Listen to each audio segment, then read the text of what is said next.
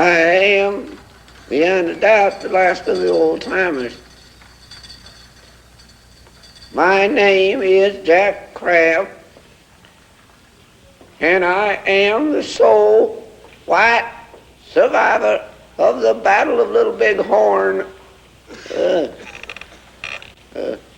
popularly known as Custer's Last Stand. Well, Mr. Crabb, I'm more interested in the primitive lifestyle of the Plains Indian than I am in tall tales about Custer. Tall tales? Are you calling me a liar? Oh, no. Huh? No, it's just that I'm interested in the way of life of the Indian rather than, shall we say, adventure. You think the Battle of Little Big Horn was an adventure? Little Big Horn was not representative of encounters between whites and Indians, Mr. Crabb. You see, the near genocide of the Indian. The near what? Near genocide. It means extermination. The killing off of an entire people. That's practically what we did to the Indian.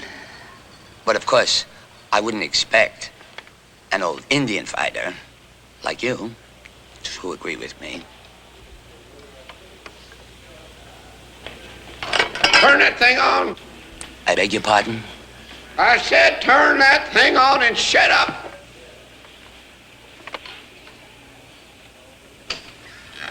Now you just sit there and you'll learn something. I knowed General George Armstrong Custer for what he was. And I also knowed the Indians for what they was.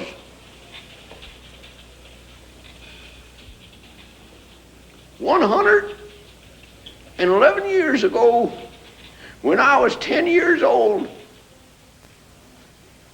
my family, in crossing the Great Plains,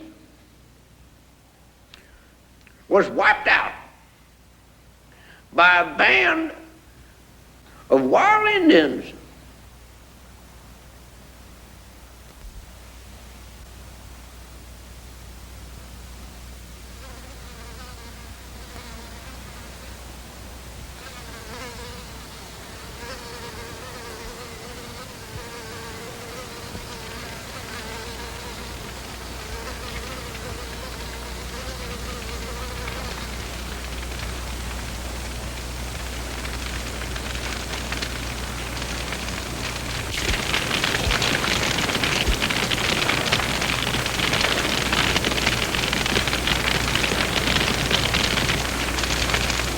Everybody was killed or drug off by them murdering varmints except me and my sister Caroline.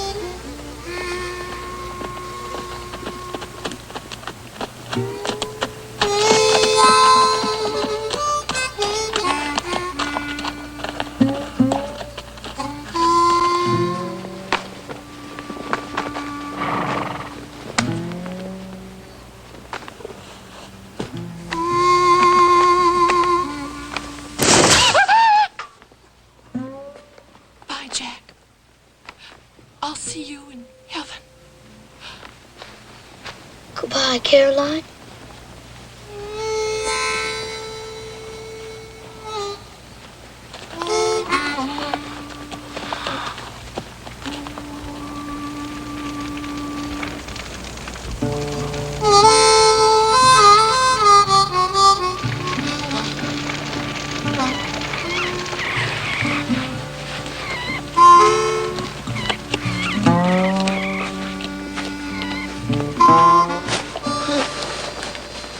We didn't know the difference then, but there was a band of Pawnee what attacked us before.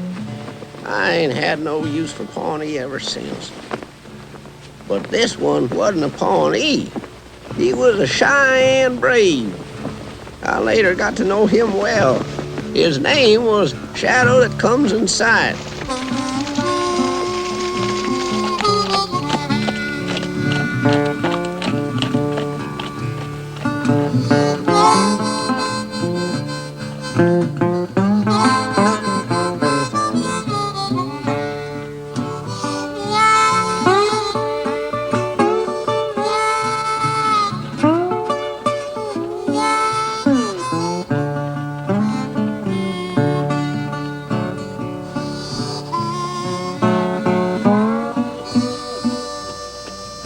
At first sight of an Indian camp, what do you think is, I see their dump, where's the camp?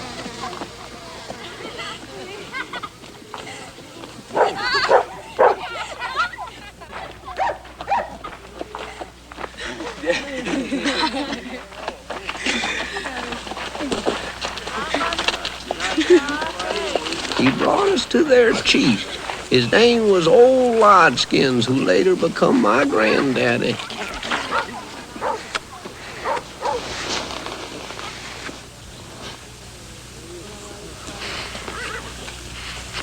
What do they want, Caroline? It's as plain as day what they want, Jack. What? Me. To show good manners, Old Lodgeskins smoked with our oldest male survivor.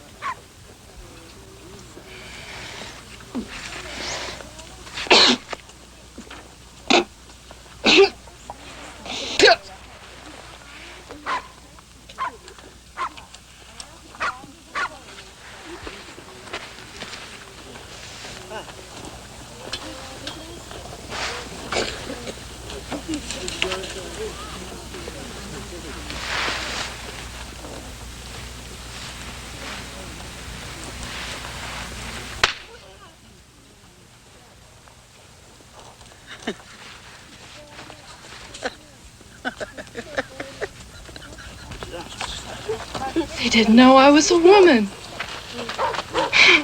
That explains why they didn't rape me right off. I don't think they're gonna bother you, Caroline. No such luck, Jack. They'll get me tonight, for sure.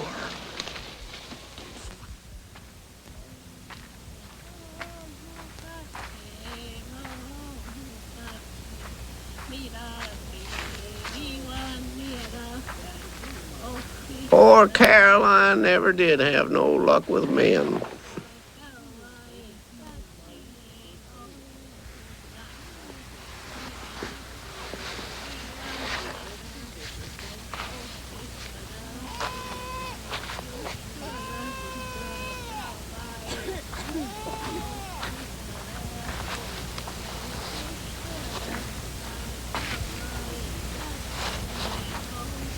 I reckon she figured we both couldn't get away and she'd send help back to rescue me.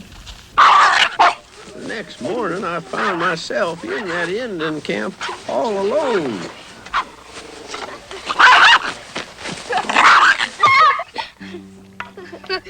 But the Cheyenne, who called themselves the human beings, had no idea to hurt me. I was an honored guest, and they gave me a real treat for breakfast.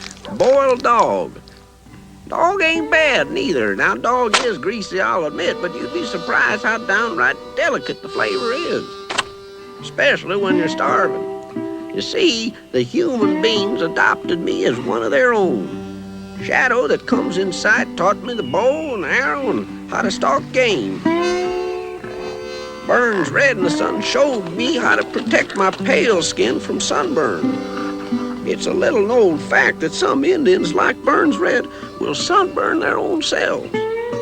But my real teacher was my adopted grandpa, old Lodgeskins. He taught me to read a trail, a Cheyenne language, lots of other things.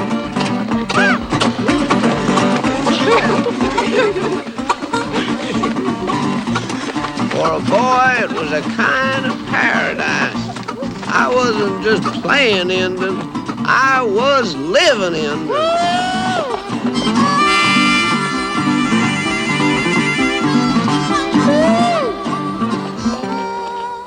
Only one thing bothered me. I was small for my years. In fact, during their run.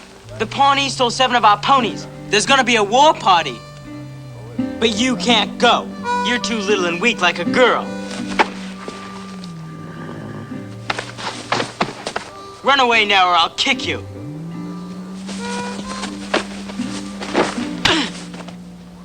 The Indians had never heard of fist fighting, and it plumb amazed them. How did you do that? I'm sorry, younger bear. I didn't mean to hurt you. The Indian way. You should never feel sorry about beating an enemy unless, having conquered his body, you won his spirit as well. I had made the first real enemy of my life. There once was a human being, and he was very small, but he won a name, Little Man. You've heard of him. No, grandfather? He went on a war party against the Pawnees. But the Pawnees were many. One by one, the human beings were rubbed out. Little Man was very brave. The Pawnees called out to him, "If you will quit fighting, we will let you go." But Little Man answered, "It's a good day to die." Finally, they cut off his head, but he kept fighting without his head. He rode among the Pawnees like a whirlwind, and his head, 'twas stuck on a spear, started to shout the war cry. Hey, hey, hey, hey, hey, hey, hey, hey, hey, hey, hey, hey, hey. The Pawnees could take no more, and they ran away. When they looked back, they saw the body of Little Man lie down among his friends. Little Man was small, but his bravery was big.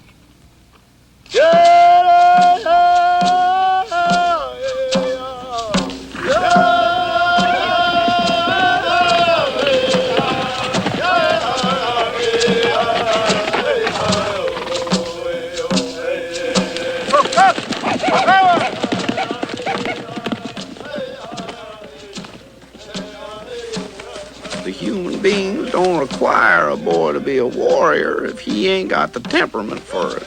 And Little Horse didn't. If he wanted to stay behind with the women, that was all right with the human beings.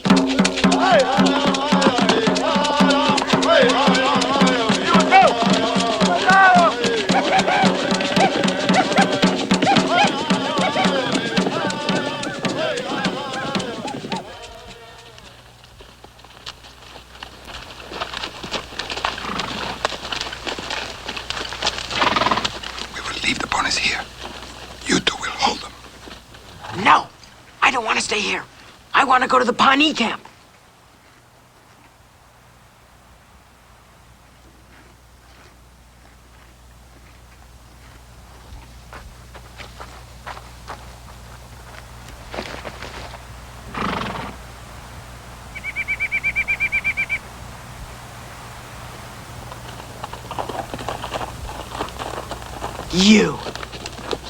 You aren't even a human being.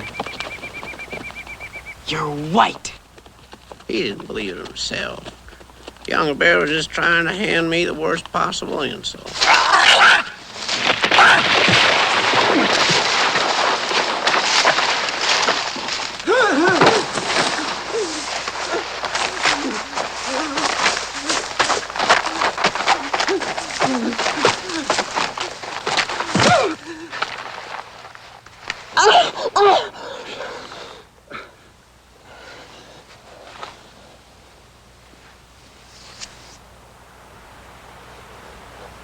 Little white man.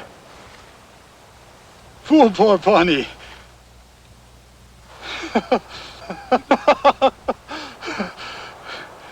Big foolin'. You want to eat? Shit. Pawnees was always sucking up to whites. Little white man. Not mad, huh?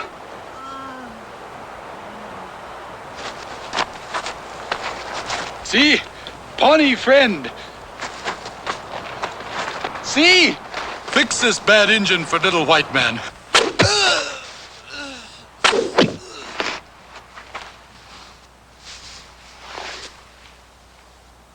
I always felt kind of bad about that poor Pawnee. I didn't mean to kill him. I just meant to distract him. I had made a real enemy of Younger Bear. I give you these ponies, but I owe you a life. Saving his life was the final insult. This boy is no longer a boy. He's a brave. He is little in body, but his heart is big. His name shall be Little Big Man.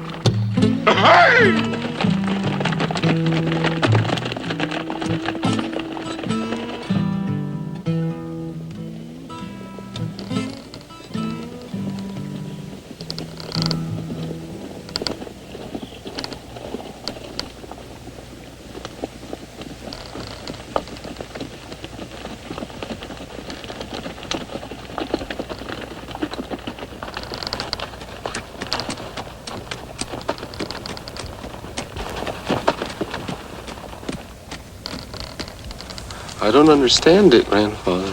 Why would they kill women and children? Because they are strange.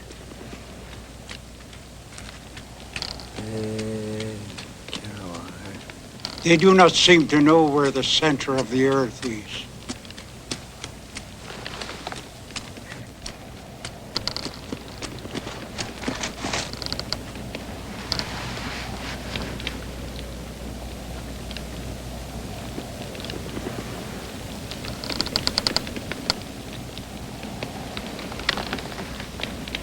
We must have a war on these cowards and teach them a lesson.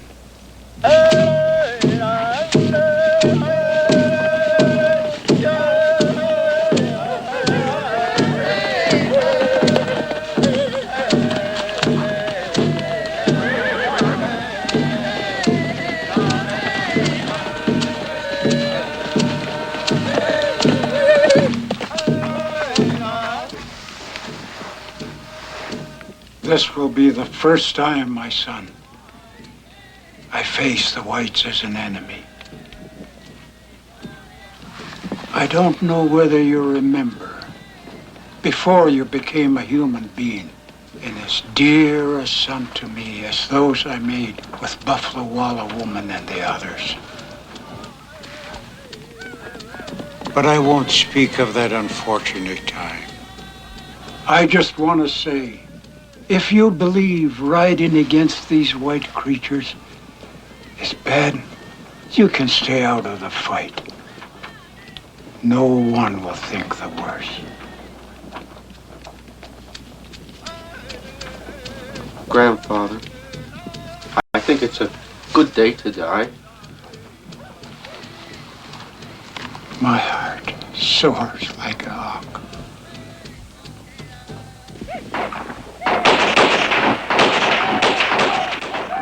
I'm sorry to say that old Lodgeskin's war against the whites was kind of pitiful. Not that the human being wasn't brave. No warrior ever walked the earth more brave than a human being.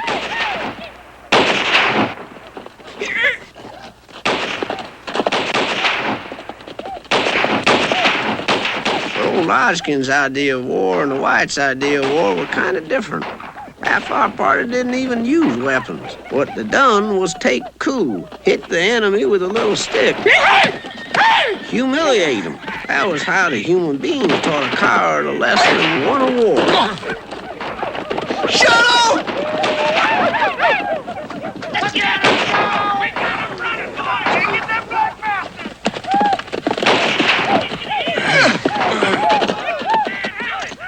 Shooting rifles against bow and arrow.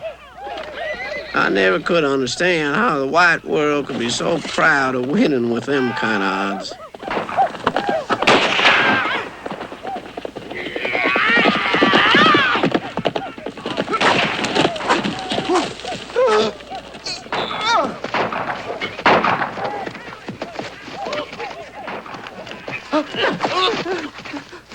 God bless George Washington! Before I noted, them words just popped out of my mouth. God bless my mother!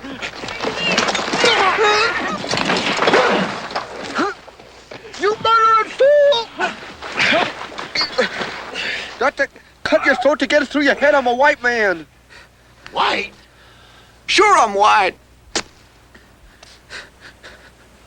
Didn't you hear me say, God bless George Washington? God bless my mother. I mean, now what kind of Indian would say a fool thing like that? Let me that to get off this pain. The troopers took me under their wing and turned me over to the Reverend Silas Pendrake for moral guidance and a Christian upbringing. Can you drive a buggy, boy? Oh, yes, sir. Right good. You're a liar, boy. You was reared by the Indians. How could you learn to drive a buggy? We shall have to beat the lying out of you.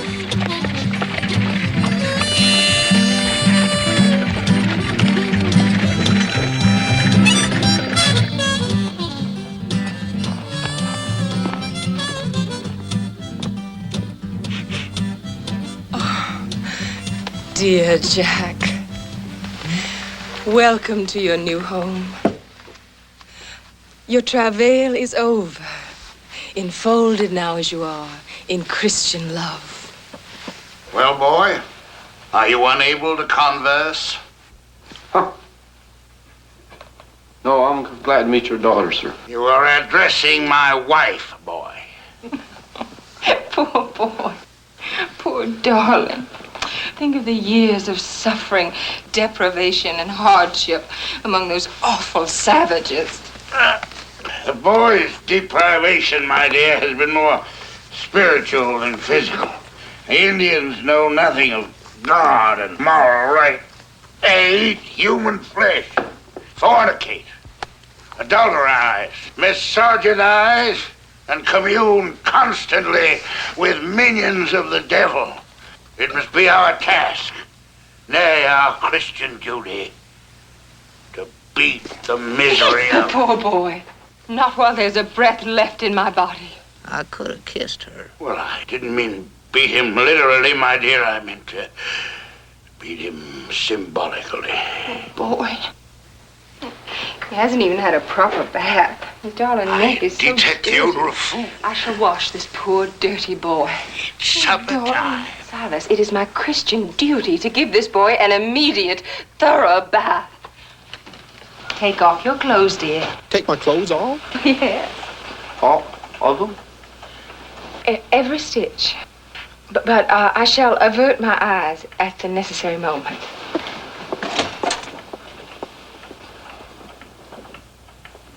Bringing in the sheaves, bringing in the sheaves, we shall come rejoicing, bringing in the sheaves. Greatest bath I ever had in my life. Shall we gather at the river, the beautiful river? Da-da. You do realize, don't you, dear Jack, that the Reverend Pendrake is not altogether wrong. What, ma'am? Well, Jesus is your Savior. You do realize that, don't you, dear Jack? Oh, Lord. Yes, Miss Pendrake. Are you thinking of Jesus, Jack? Yes, ma'am. Yes, ma'am. Yes, ma'am. Well, you mustn't fib to me, you know. Oh, no, I love Jesus and Moses and all of them. There's quite a difference. Moses was a Hebrew, but Jesus was a Gentile, like you and me. Ain't you done washing that boy yet? I'm giving the child important religious instructions, Howard. I want to eat. Looks like a pretty well-grown child, if you ask me.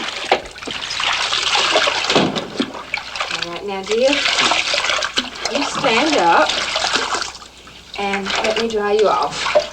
I shall avert my eyes, of course.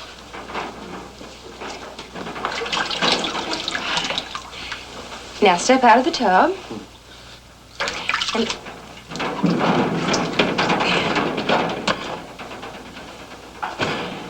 actually, you are rather well-grown, Jack. You're small, but, nice-looking. Did you know that? No, ma'am. Well, you are. All the more reason for you to receive complete religious instruction. The girls, I'm sure, will all be after you. And Jack, Ma'am? that way lies madness. What way, ma'am? You'll understand these things better when you're older. The point is, my dear boy, that we all must resist temptation. Purity is its own reward. Dear Jack.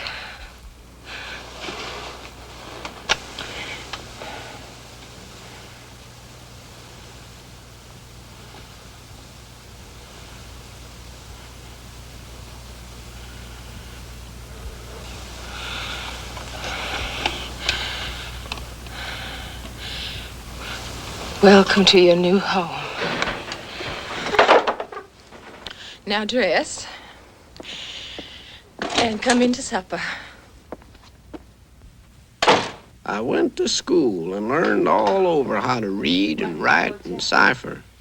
It was strange at first, but Miss Pendrake tutored me and I learned fast. But there was one thing I didn't know nothing about, and that was a thing called sin.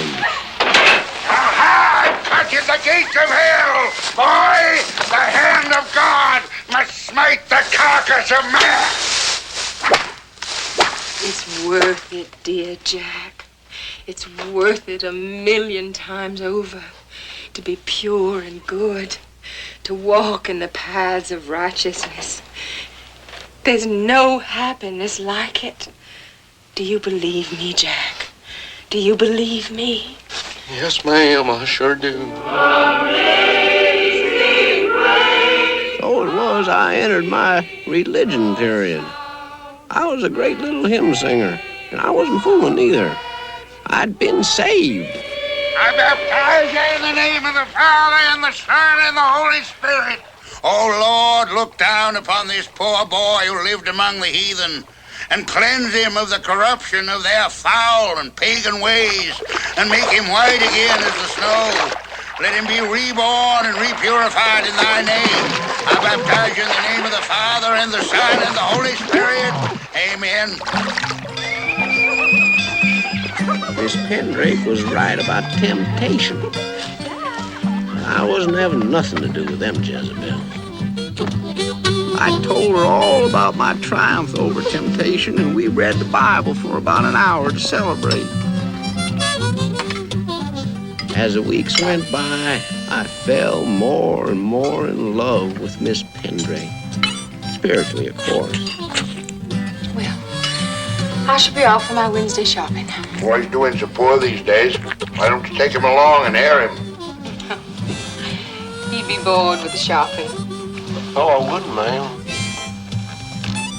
All right, then. You come with me, Jack. Good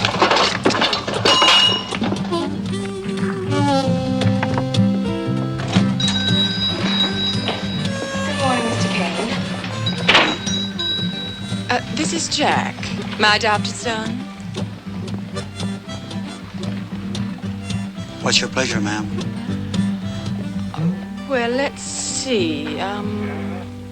I think I shall have a sassafras flip.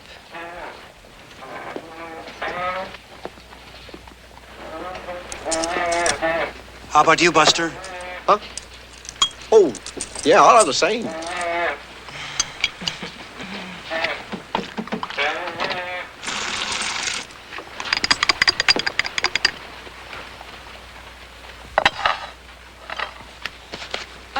Never mind for me, Mr. Kane. I must be off with my shopping. It would bore you terribly, Jack, dear. You stay here and have some cake. I'll take care of him, Miss Pendrake. Thank you very much, I'm sure, Mr. Kane.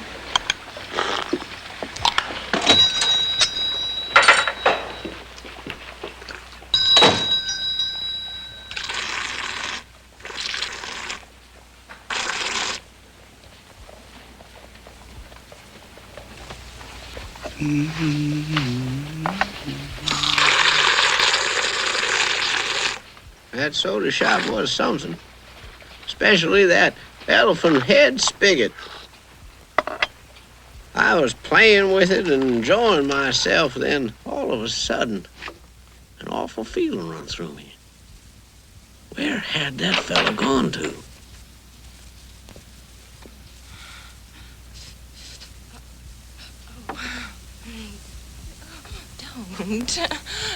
Don't. No, don't. Yeah. Oh, yeah. No, don't. You beast. Don't. Pagan beast. Oh, help. Oh, you devil. You filthy, dirty devil. Oh, heathen. No, yeah. No, help! I'm dying. She was calling him a devil and moaning for help, but I didn't get no idea she wanted to be rescued. Oh.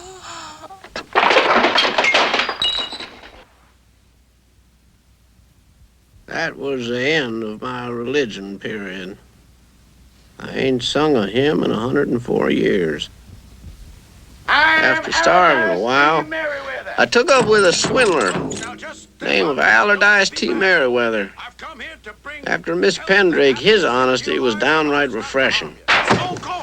It is my mission to pass on to you the red man's ancient potion. I've come here. Merriweather was one of the smartest men I ever knowed, but he tended to lose parts of himself.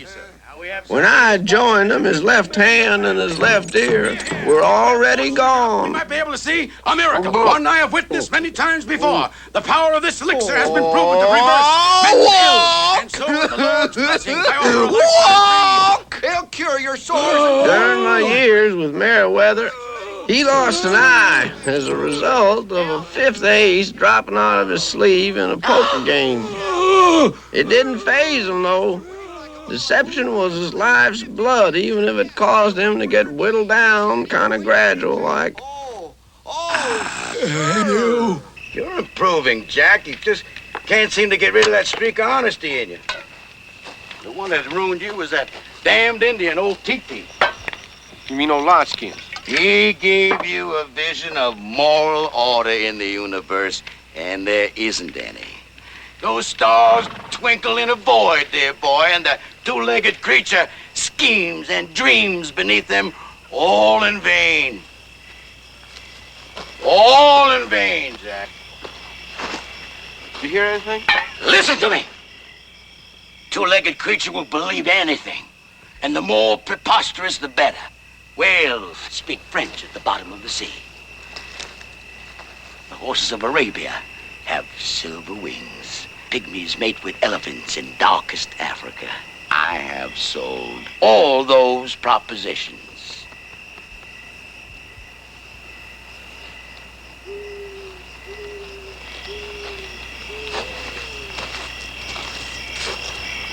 Maybe we're all fools and none of it matters.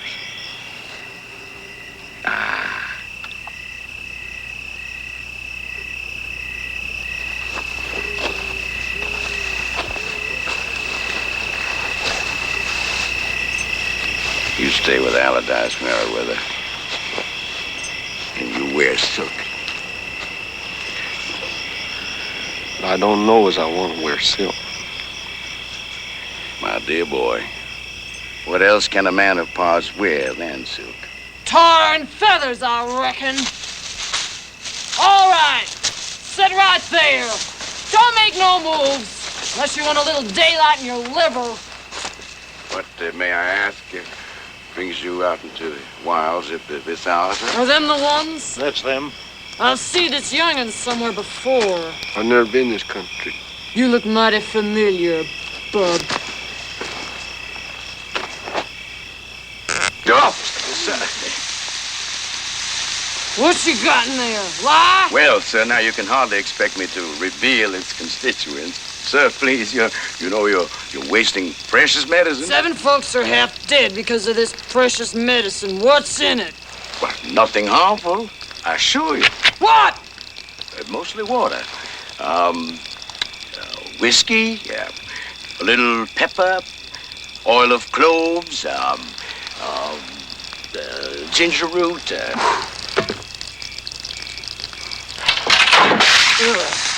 What's that? What's what? Oh, that. It's a dozen snakeheads to give it strength. All right, boys.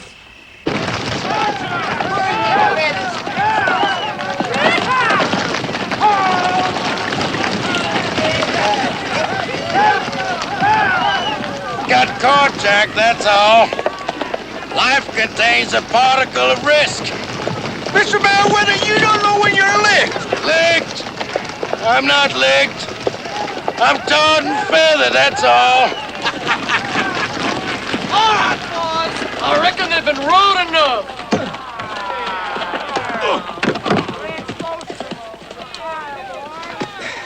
I know I seen you somewhere. What's your name, son? Jack Crab. Lord above! I've tarred and feathered my own brother! It's wonderful, Jack. I can give you something you never had before. And something I never had before neither. A real family life. Yeah.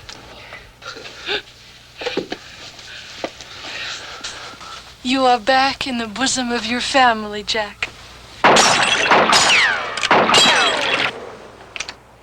Okay, now you. But Caroline, I mean, I don't know anything about guns. I mean, I never even carried none. Lord, what kind of upbringing did them Injuns give you? Never carried no gun. Why, a man ain't complete without a gun. Go snake-eyed. Do what? Like this. Like this.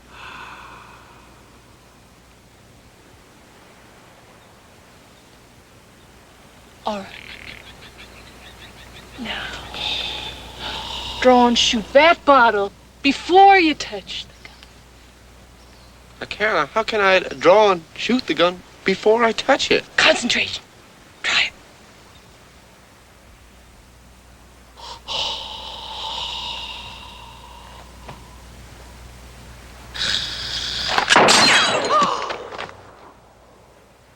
Hot damn! Yeah. Caroline was right. It is possible to shoot a gun before you touch it. Of course, it takes lightning reflexes and considerable snake-eyed concentration.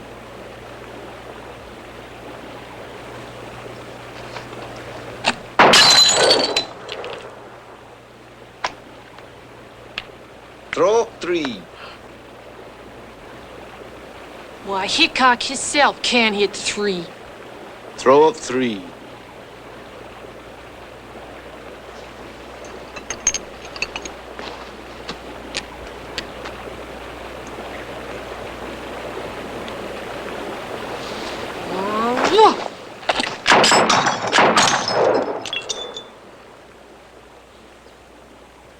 Natural born gunfighter. So it was. I entered my gunfighter period.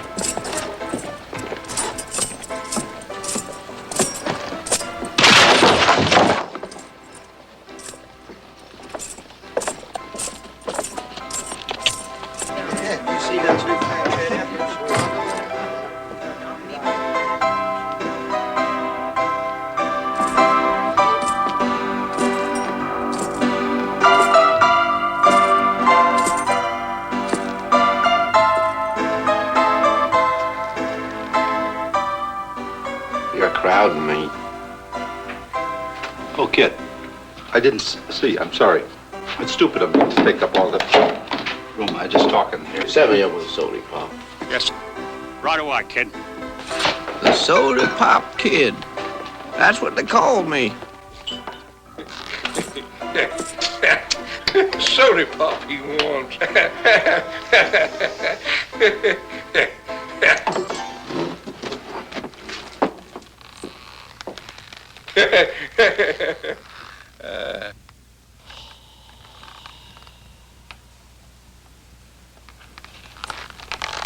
Anything wrong with that, stranger? Oh, not a thing, friend. In fact, I admire the style of it. Might I ask who I are addressing? I'm Wild Bill Hickok. Well, I'm pleased to meet you, I'm sure. The pleasure's mutual, friend. Bring your soda pop over here and sit for a while.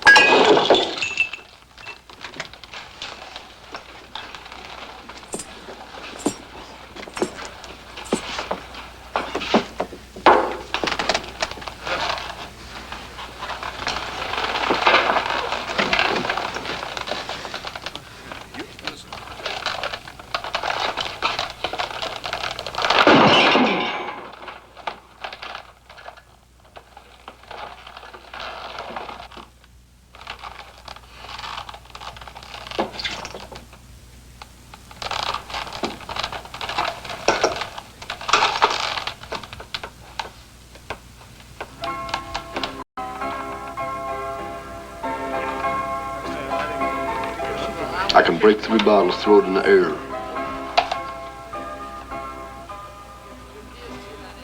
That's shooting.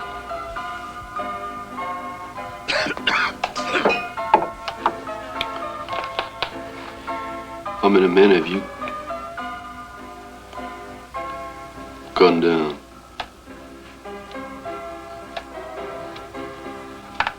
I don't rightly recollect how many of you. Oh, about 2 dozen.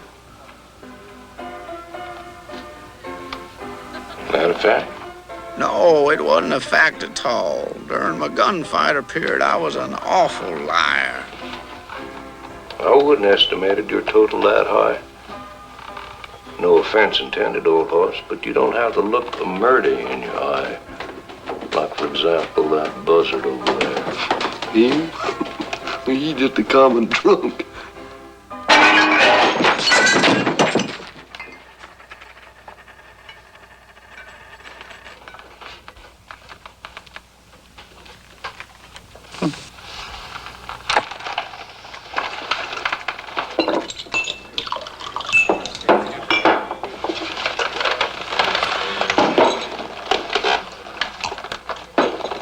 so nervous about? Getting shot. I got a full house. I got a full house. How you got me doing it? Sorry. Hold the fort a while, old horse, while I get another bottle.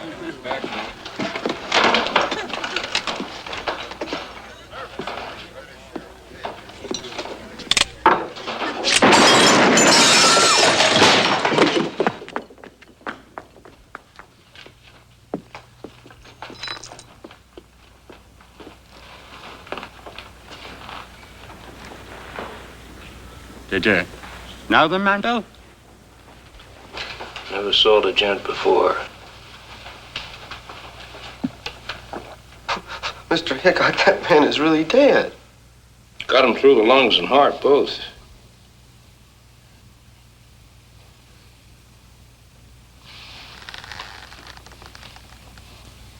Selling your gunfighter outfit. Turning in your gun. Well, I'm sorry, Carol. There ain't nothing in this world more useless than a gunfighter who can't shoot people.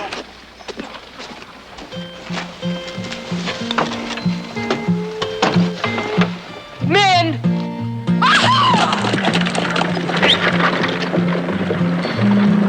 There went the bosom of my family.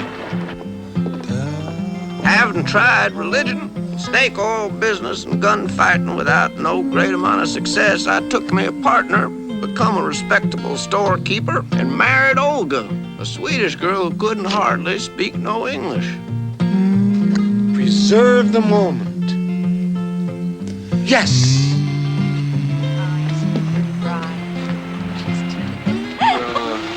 All good. Shall I carry you over the threshold? Yeah?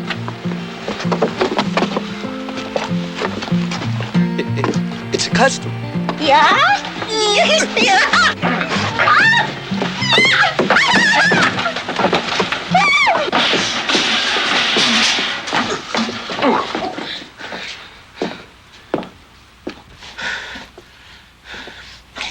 Well, it ain't much now, Olga, but me and my partner, we got big plans.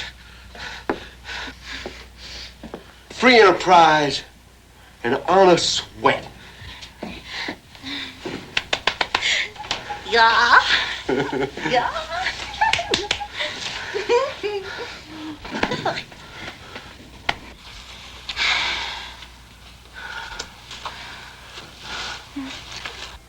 I don't understand this, Bill. The lady looks like I'm being charged twice for the same goods. Yeah, the bills off the store. It must be a bookkeeping error. Honest Jack Applebound wouldn't do that to me. Yeah, enough the bills. Come and get some rest. I must be making a mistake. Yak, the rest. The body. You needs it. Yeah. Maybe I do.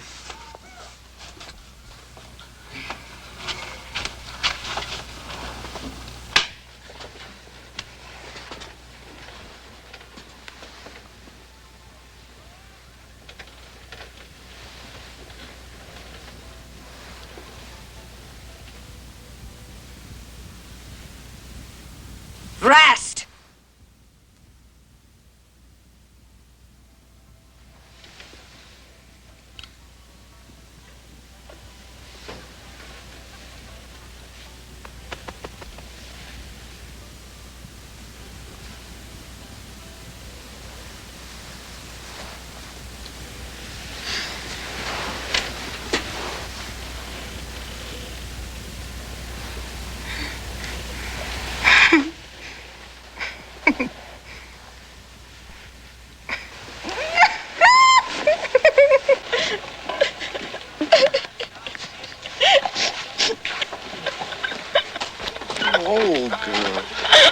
Olga, come on, we'll get out of this somehow. One little thing about my new business partner, he was a thief. 25 cents for for this musical instrument. It's a glorious musical instrument. It's a glorious musical instrument. I present to you now. I want to take a look at this beautiful musical instrument. Who will take this beautiful thunder mug? Who will take it? Welcome out, folks. I'll show a little enthusiasm going on. That is a pathetic scene. Yes, sir. A ruined and desolate family wiped out by economic misfortune. I find it touching. Yes, sir. I'll never forget the first time I set eyes on General George Armstrong Custer. That's what we used to Grund. Do you have another trade, my good man? Well, General, not exactly. Then take my advice. Go west. West! My wife, she's awful scared of Indians. My dear woman, you have nothing to fear from the Indians. I give you my personal guarantee.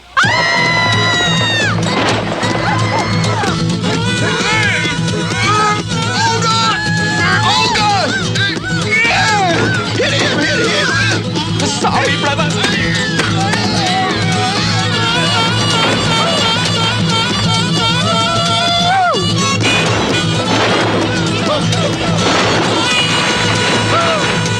I think we're gonna get away.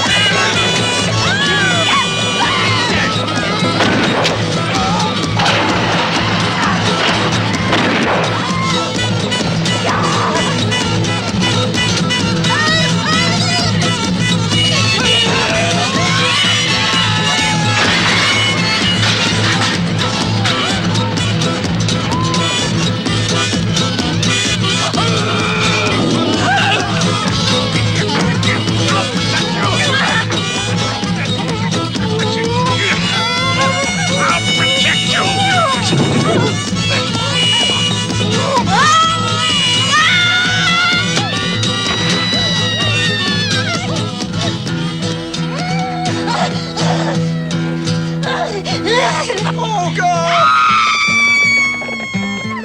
Oh, God! Oh, God.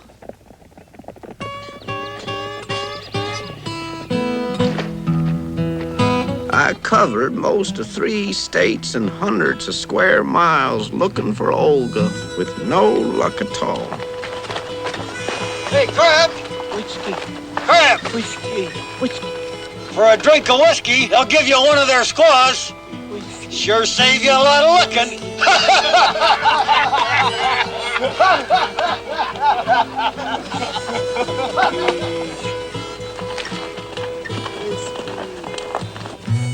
I looked everywhere for my wife, but couldn't find her. Finally, I had to go deeper into Cheyenne country. I didn't figure for me it was dangerous, speaking Cheyenne and having once been a human being myself.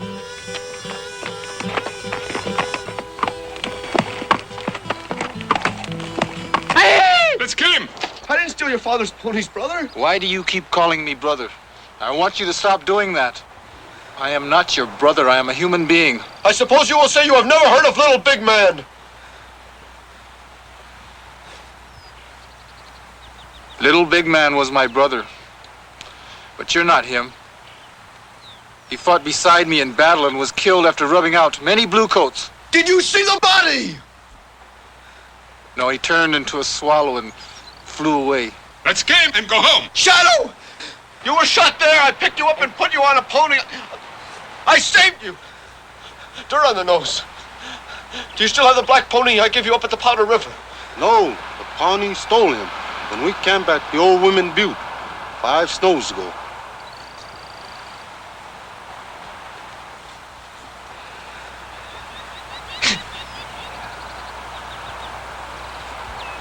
It is true there is a thing here I do not understand.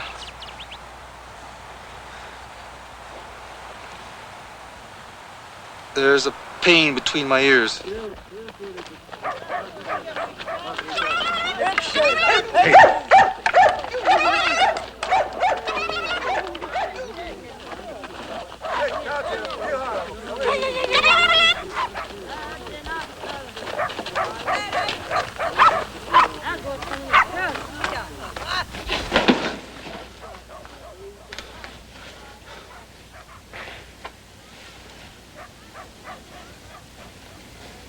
My son, to see you again causes my heart to soar like a hawk. Sit here beside me.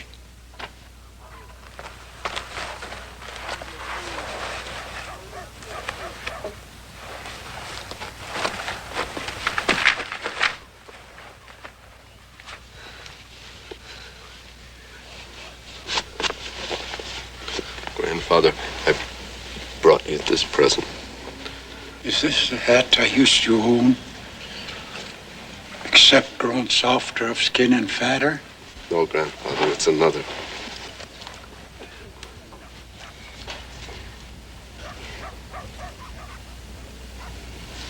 We must smoke to your return.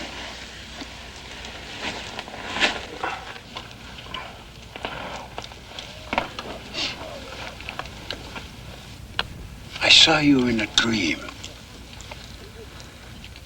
You were drinking from a spring that came from the long nose of an animal. I did not recognize the animal. Alongside his nose, he grew 2 horns. And the water that gushed from his nose was full of air.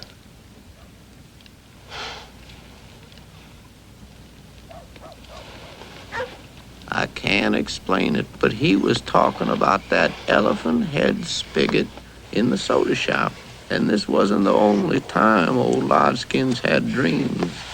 It turned out true. Don't be angry, my son, with Burns Red, Shadow, and the others. They had many a bad experience with a white man last year. I have thought and talked and smoked on this matter, and my decision is Little Big Man has returned.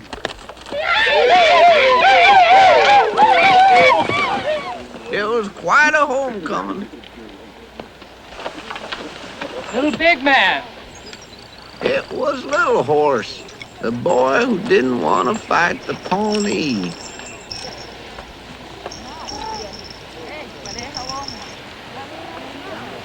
Don't you remember me? This hurts me in my heart. I think I'll cry. He'd become a He-Money, for which there ain't no English word. And he was a good un, too. Human beings thought a lot of him.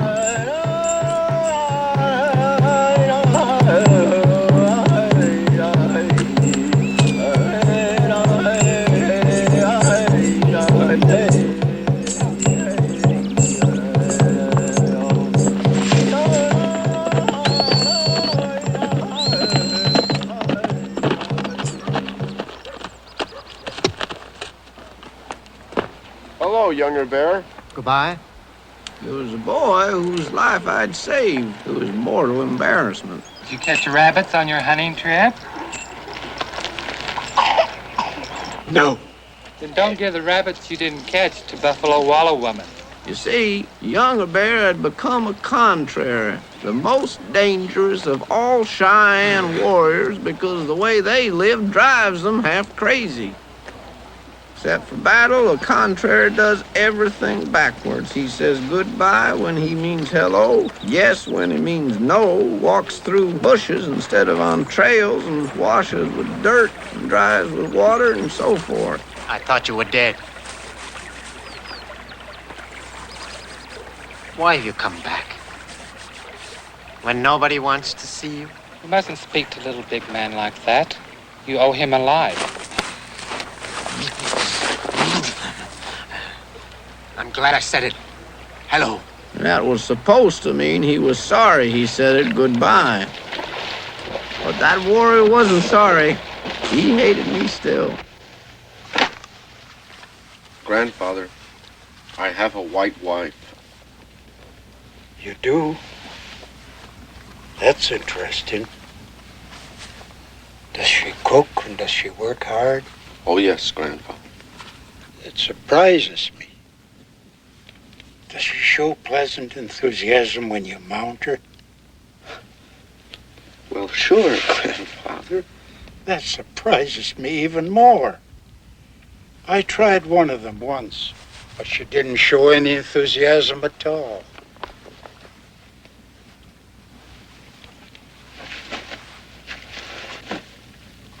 Well, Grandfather, all the whites aren't crazy. I'm glad to hear that, my son. I thought they were. Oh, no. I know of one who is as brave as any human being. I'd like to meet this man and smoke with him. What is he called? He's called General Custer. General Custer. What does the name mean, my son? Well, it means long hair. Good name. How did he win it? He won it in the war of the whites to free the black men. Oh, yes. The black-white man. I know of them. It is said a black-white man once became a human being. But mostly they are strange creatures. Not as ugly as the white, true. But they're just as crazy.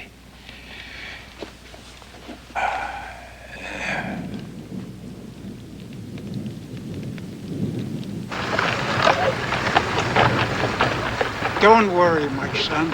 You'll return to the human beings. I dreamed it last night. I saw you and your wives as you crawled from one to the other in your teepee. Wives, Grandfather? Oh, yes. 3 or 4. It was dark, and they were hidden under buffalo robes. But it was a great copulation, my son.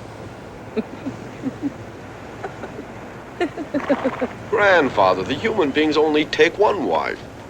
How could I have 3 or 4? I don't know. It worries me.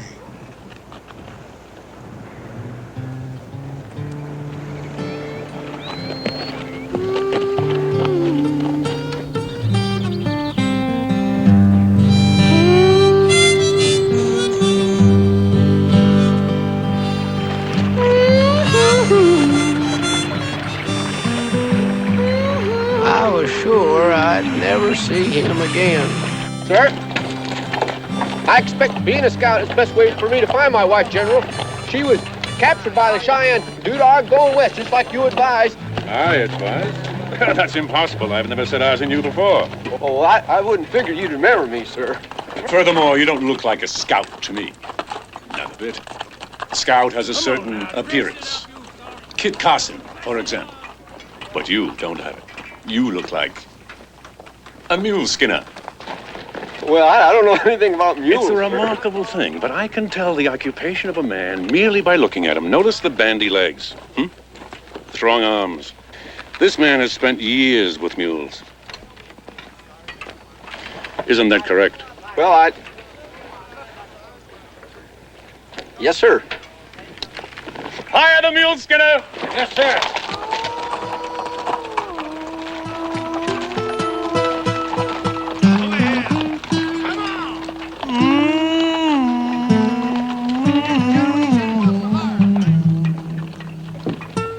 I wouldn't want no wife of mine back after she'd been with the Indians.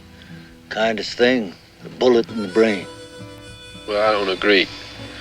And I want my wife back. Well, one of the Pawnee located a band of the vermin camped down the river. We ride in the morning! Is there any white women with them?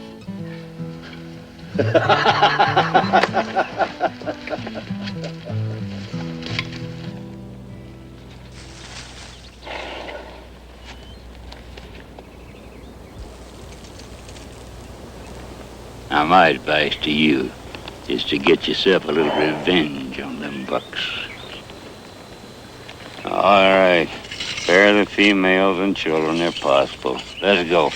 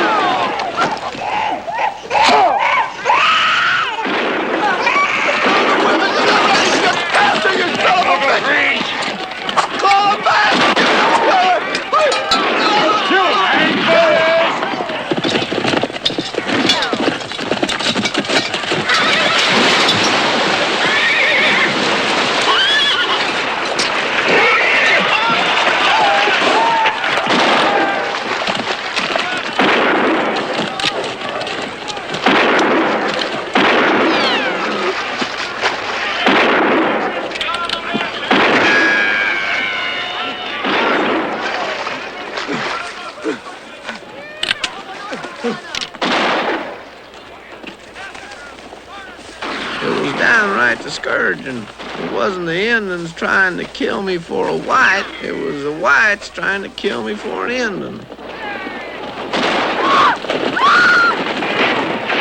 It made me sick. Pawnee scouts and soldiers both was killing everything in sight.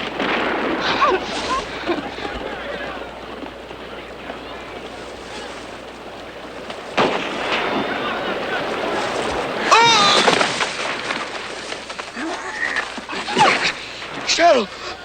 Brother, let's talk!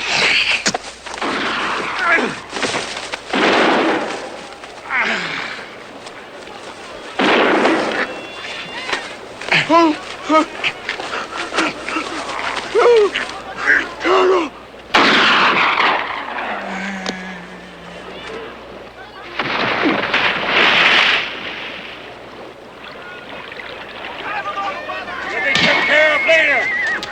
I'm saving you for the hanging. There's no describing how I felt. An enemy had saved my life by the violent murder of one of my best friends. The world was too ridiculous even to bother to live in it.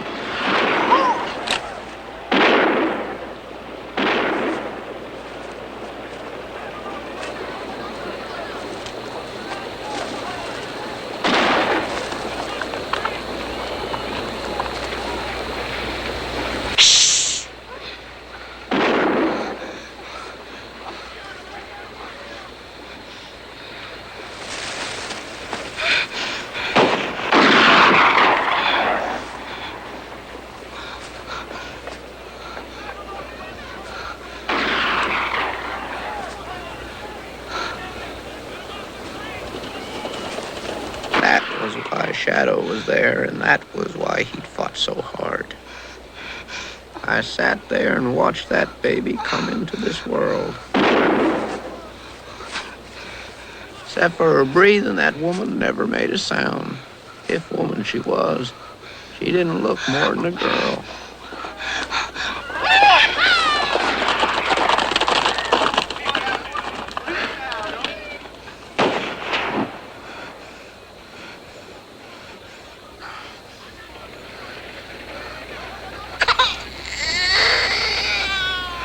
I couldn't take my eyes off of that girl and her baby.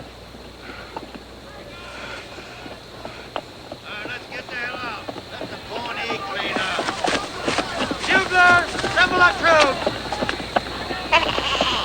Listen to me. If you are Kid the Shadow,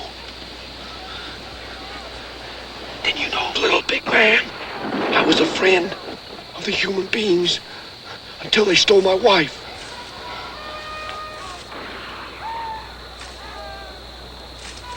Are you Shadow's wife? His daughter.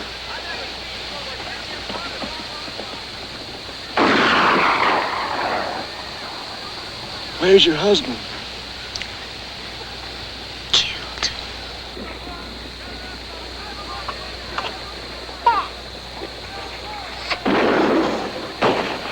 What's your name? Sunshine. I'm gonna take you with me and trade you for my wife.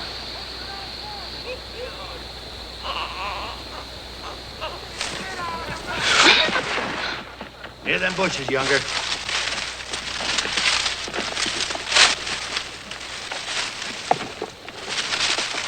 Hang on.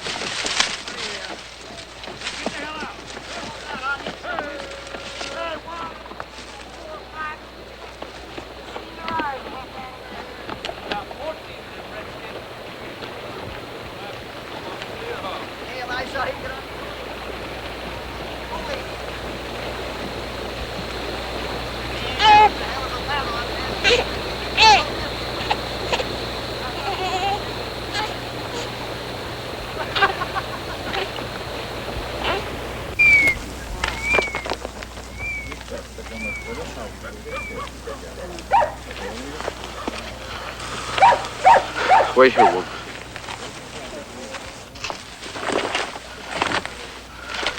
Hello, grandfather. Greetings, my son. Do you want to eat?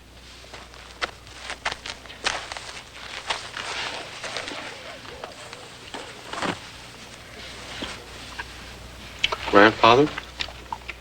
What happened to your neck, grandfather? It's a wound that cut the tunnel through which light travels to the heart. You mean you're blind? Oh, no. My eyes still see, but my heart no longer receives it.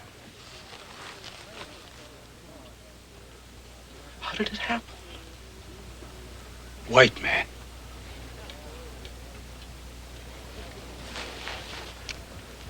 Where's Buffalo Wallow woman?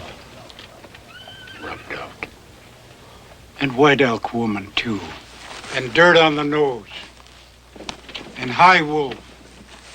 And many others. And Burns Red? Yes. Burns Red in the sun? Rubbed out.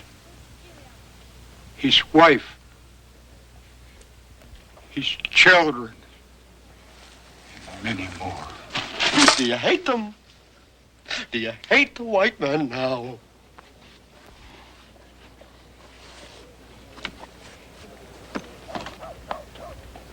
Do you see this fine thing? Do you admire the humanity of it? Because the human beings, my son, they believe everything is alive. Not only man and animals, but also water, earth, stone, and also the things from them, like that hair. The man from whom this hair came He's bald on the other side. Because I now own his scalp. That is the way things are. But the white man, they believe everything is dead. Stone, earth, animals, and people. Even their own people. If things keep trying to live, white man will rob them out. That is the difference.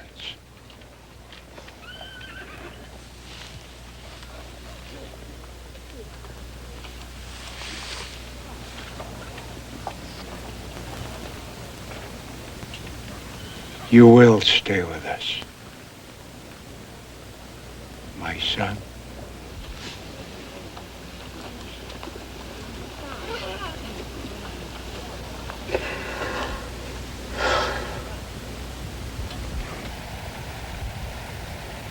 A year later, I was still with them.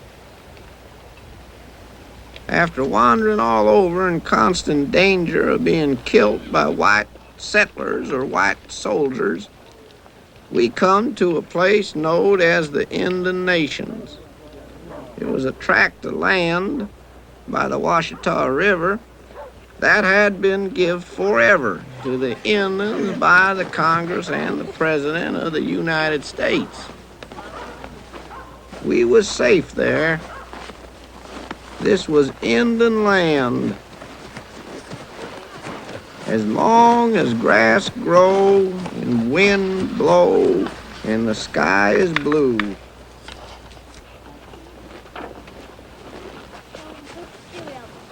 Your new son's kicking a lot today. I think he wants to come out and see his father. Tell him to wait until I finish my dinner. I'll tell him, but I don't think he's going to wait much longer.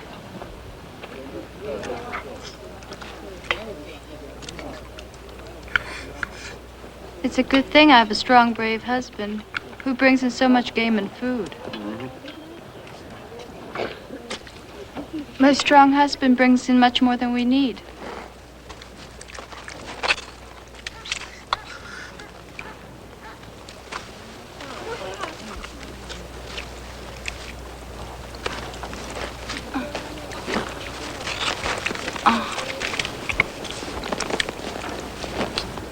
There are many human beings here, many bands from many places, but it's sad. Many husbands have been rubbed out by the white man. It is sad because women sleep alone and cry. Be quiet now. I'm digesting.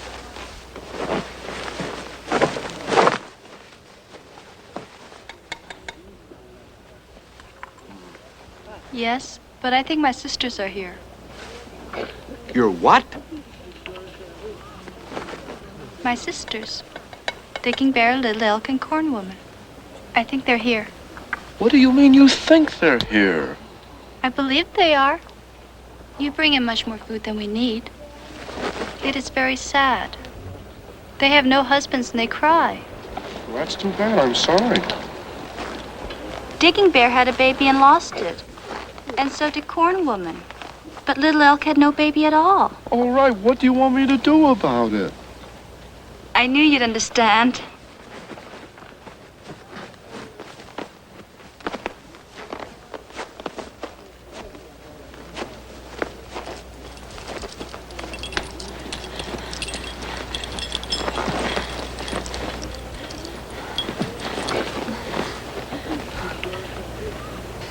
It was old Lodgeskin's dream trying to come true.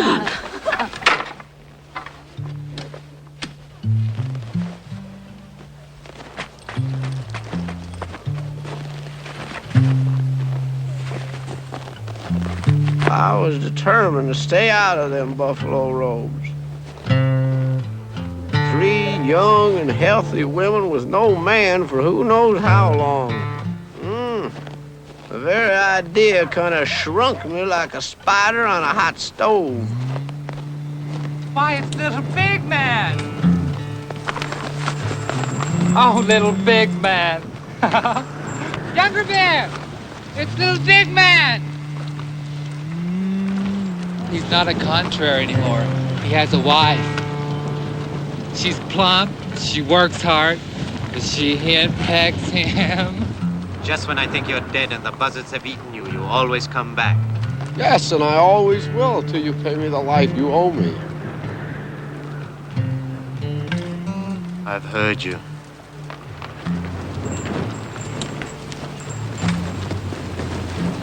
Now come to my teepee and eat. We was caught in Cheyenne hospitality. I'm a very important man. More important than you. I have a wife and 4 horses. I have a horse and 4 wives. Well, that may be. But my wife, she's a very good one. See? Oh, so there you are, you crawling coyote. What are we gonna eat, huh? The starved duck?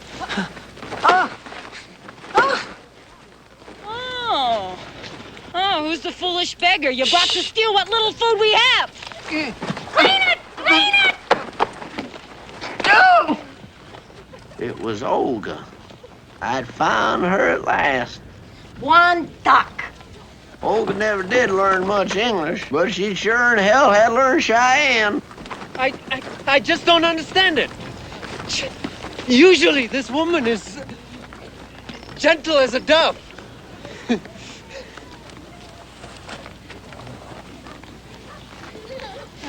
My words were not the words to speak to a stranger. You stay and eat.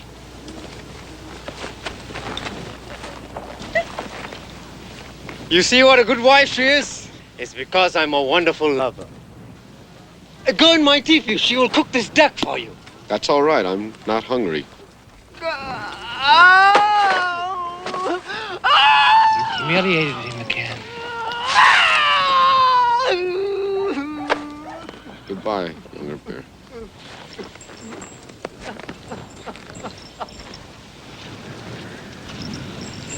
You look tired, little big man. Do you want to come into my teepee and rest on soft furs? Why don't you live with me and I'll be your wife? Thank you for inviting me.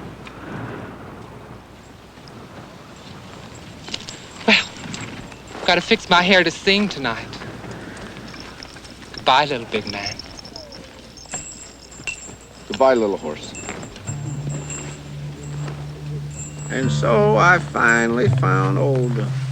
But I had lost her long ago to the human beings, and I saw no good reason to reveal myself to her now.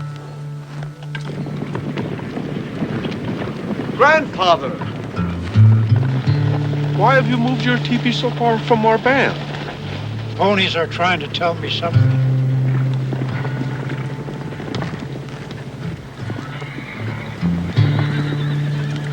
Last night I had a dream.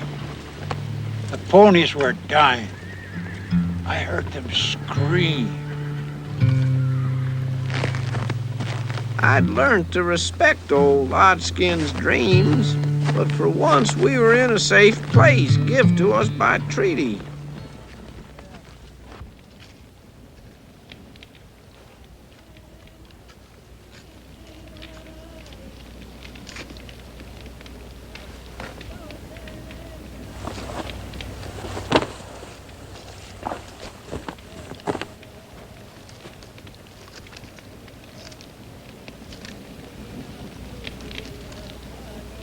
Why do you hate my sisters? I don't hate your sisters. It's just the Great Spirit tells me. Where are you going? Your son won't wait any longer. He wants to come out and see his father.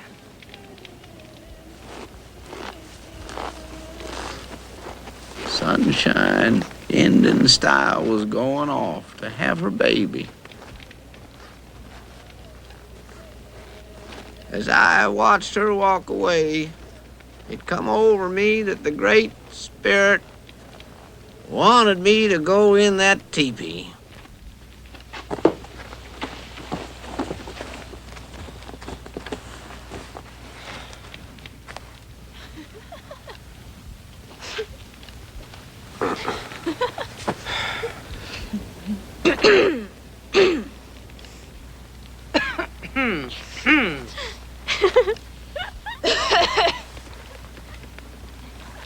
Who wants to be first? Who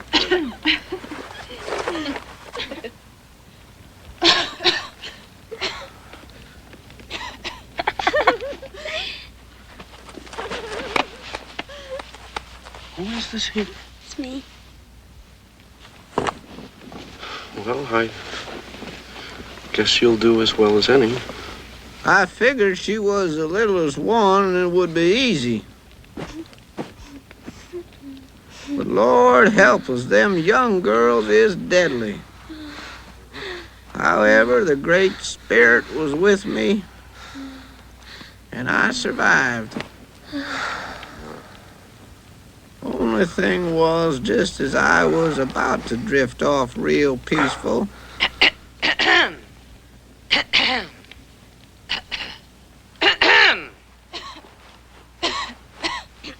No, you stay. Not yet. Maybe I can get back later. idle boasting, I assure you. Who's this here? It's me, Digging Bear.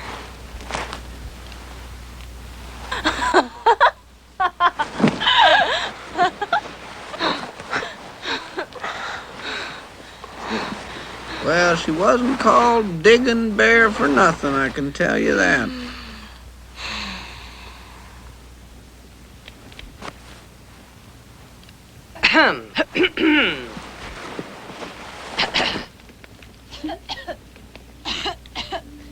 Stay here. Corn Woman's too tired.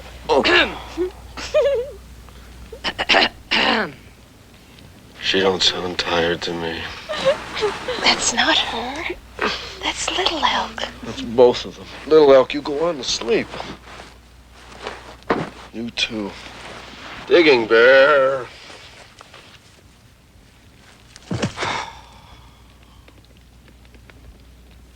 Corn Woman, where are you?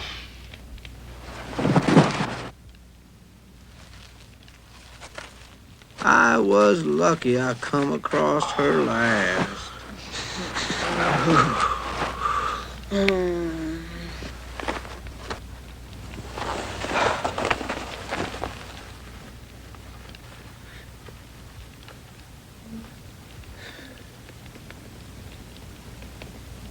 Tell this true?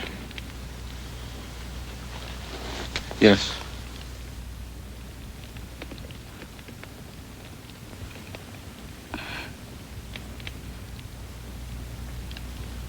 I knew you were a good man.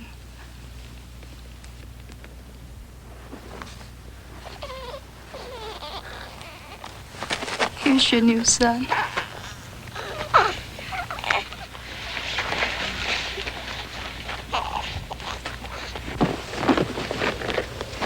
I reckon right then I come pretty close to turning pure Indian, and I probably would have spent the rest of my days with Sunshine and her sisters. But sometimes grass don't grow, wind don't blow, and the sky ain't blue. Something's wrong with the ponies. Wolves. Grandfather's down. Here. Go inside. Don't leave the teepee.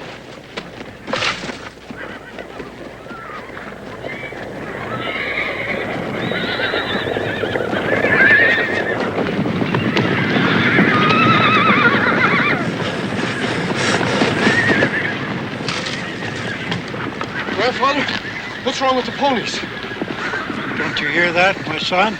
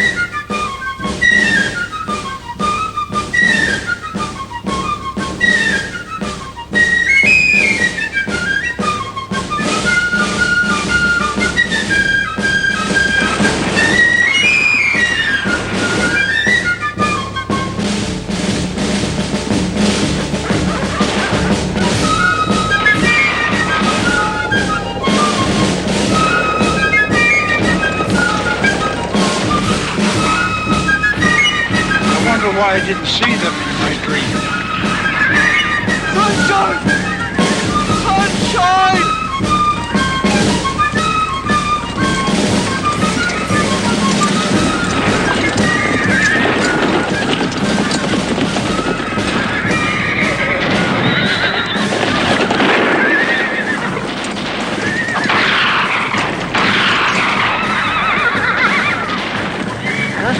You've got to get inside.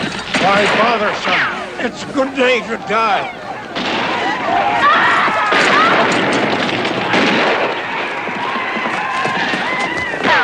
We've got to get to the riverbank! I am blind, cannot fight. But I won't run. If it's my day to die, I want to do it here within a circle. Grandfather, the river is part of the great circle of the waters of the earth. That's true. The soldiers would kill us before we could get to the river. Grandfather, you didn't see any soldiers in your dream. And that means that they can't see you now. You think so? Yes! Yes! What else did your dream mean? I think you're right. Then let's go to the great circle of the river! Invisible. I never been invisible before. It's too late. We're cut off. It doesn't matter. We're invisible. Grandfather, wait!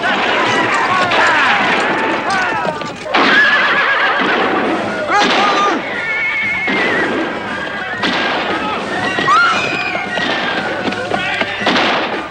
I know it sounds ridiculous, but them soldiers never lifted a hand to stop us. I reckon it was so crazy they couldn't figure it out. Or maybe they thought we was prisoners or even friendly since old Lodgeskins was grinning at them like a raccoon.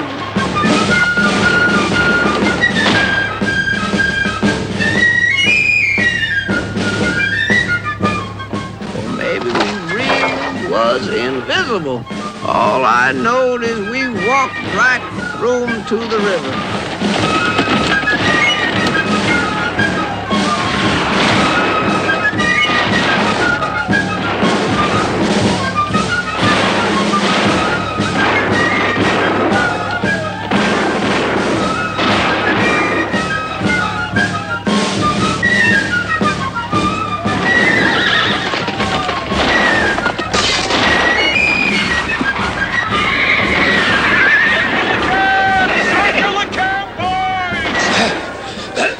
Extremely enjoyable. I do like it, Grandfather.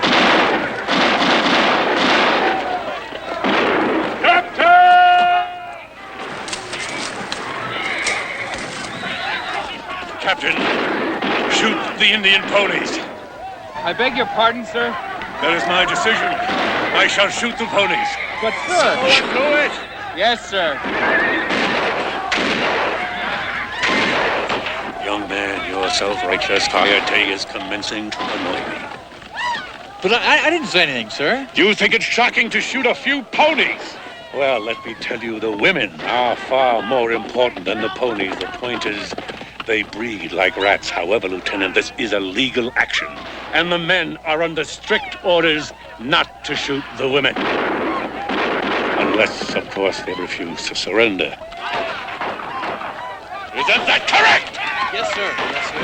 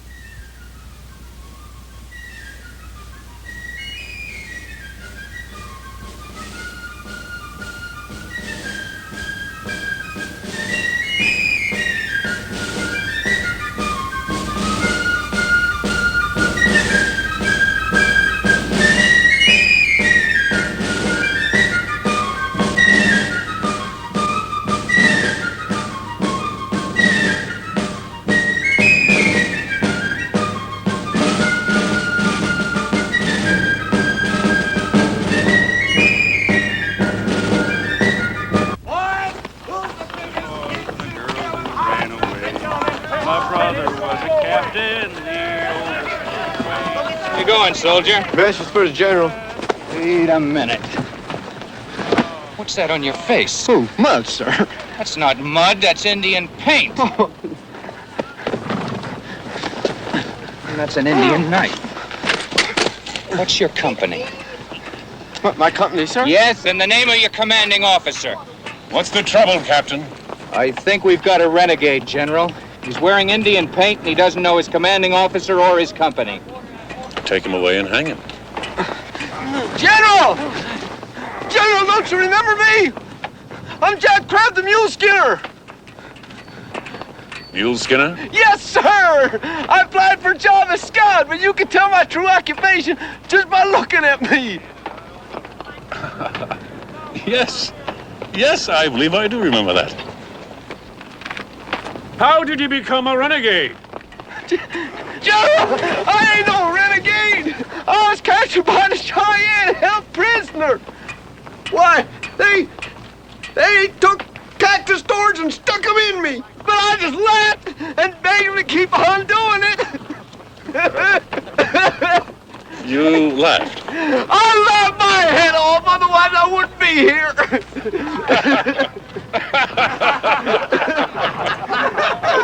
Gentlemen, it is difficult to admit to an error. Captain.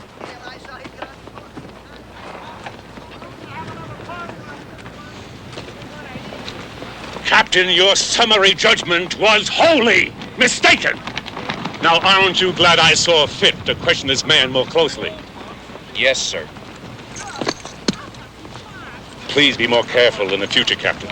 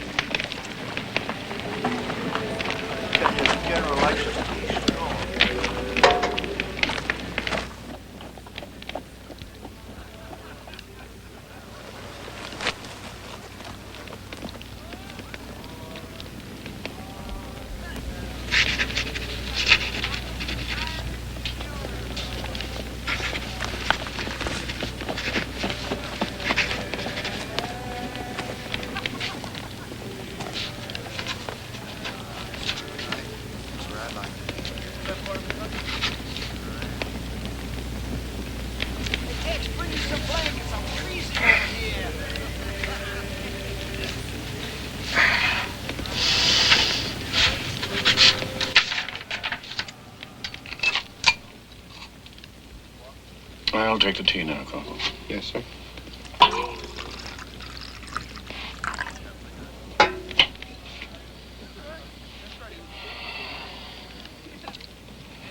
What are you doing up here, Mule Skinner? Nothing. I just brought you tea, General.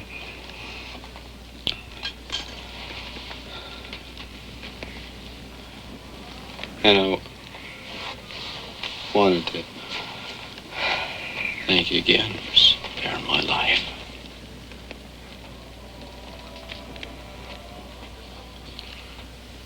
Why are you standing to the side?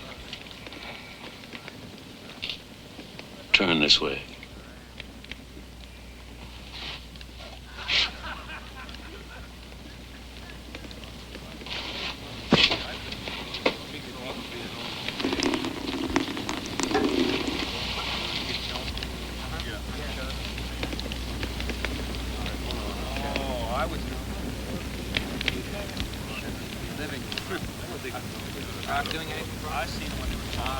You came up here to kill me, didn't you?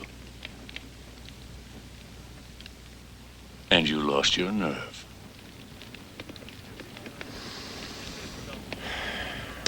Well, I was correct. In a sense, you are a renegade, but you are no Cheyenne brave.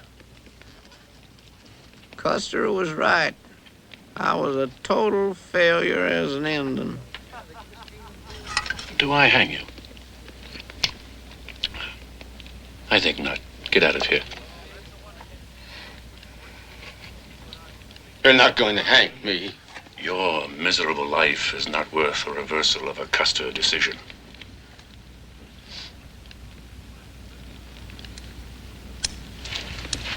That was the worst thing he could have done to me.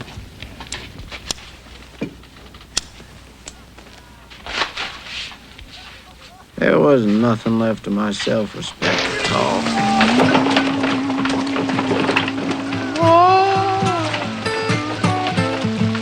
I couldn't go back to the Indians, so I went back among the whites and become a drunk.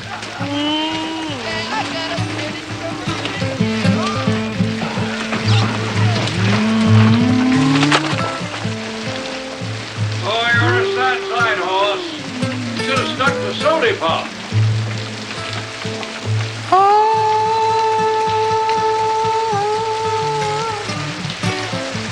How are things with you, Bill? Fine. I've changed my ways, horse. That's good.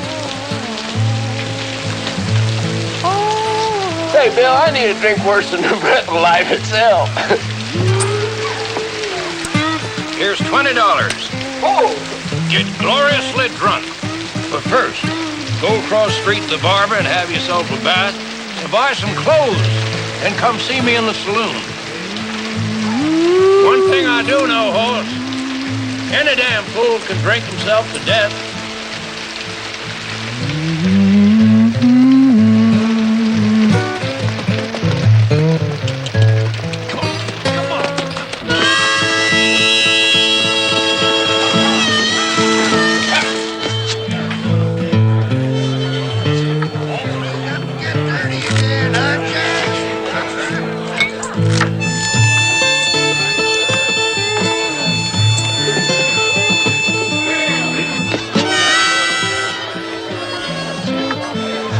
Boss, I'd like to ask you a confidential favor. It's a delicate matter involving a widow.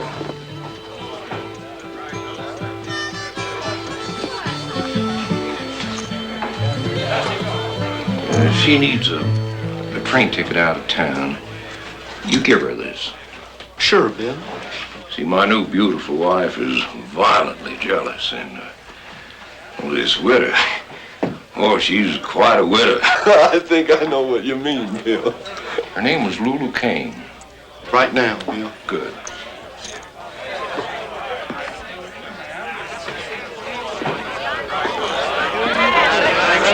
I love it.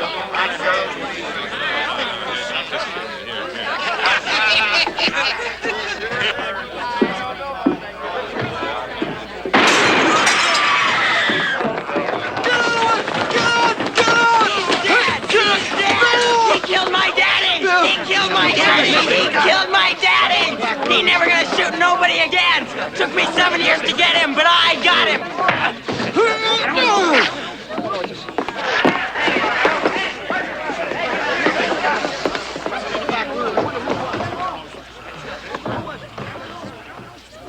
Who was he anyhow? Some boy.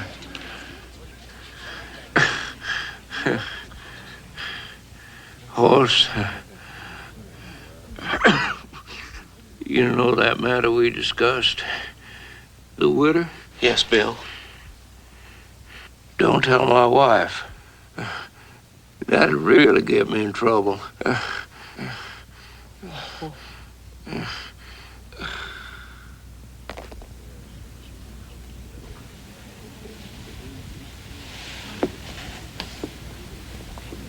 You got me down in this goddamn water. Clear right now. Come in, stranger. Whatever it is you want, we've got it. Miss Pendrake?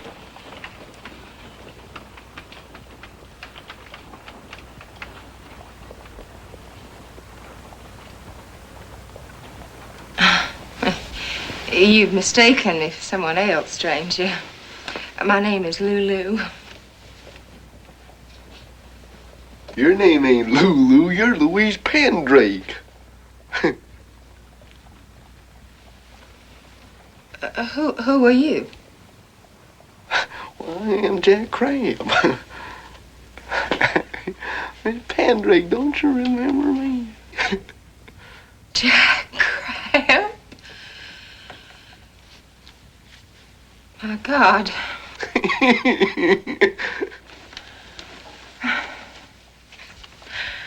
Jack.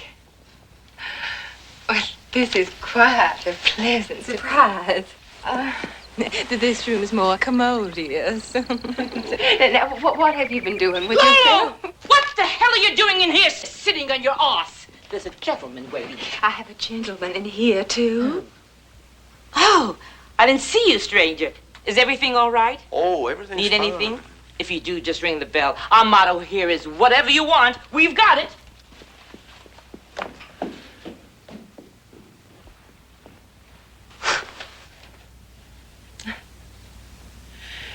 Well, Jack, now you know. This is a house of ill fame. And I'm a fallen flower. That widow hadn't lost her style one bit. A fallen flower. Chokes me up to think about it. This life is not only wicked and sinful, it isn't even any fun.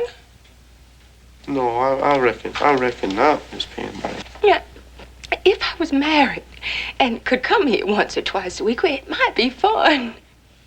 But every night is just boring. Oh, I can understand that. I can't seem to save any money. If I could just save a few dollars, I could go to visit my maiden aunt in Washington. And her clothes, a carriage. And who knows, I might even marry a senator. Oh, you'd make a good wife for a senator, Miss Pendrake. You always were a sweet boy.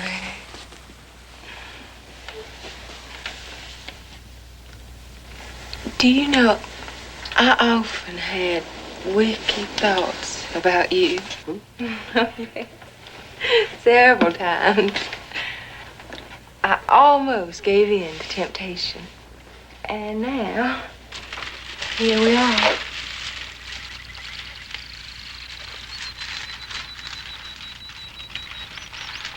Miss Pendrake, what are you doing? Do you know that once I tiptoed into your room and stood over you for the longest time? It was the most awful temptation to wake you up. I wish that I had. It would have been deliciously wicked. Is anything the matter, Jack? No. Then I'll wait for you in the place of retirement.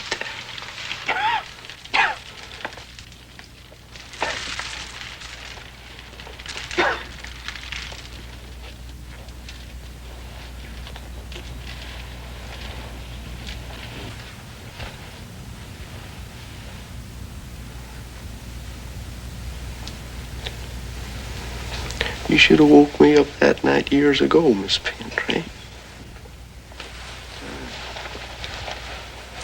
For Wild Bill. It was his last wish that you go to Washington and live with your maiden aunt. His last wish was to save me?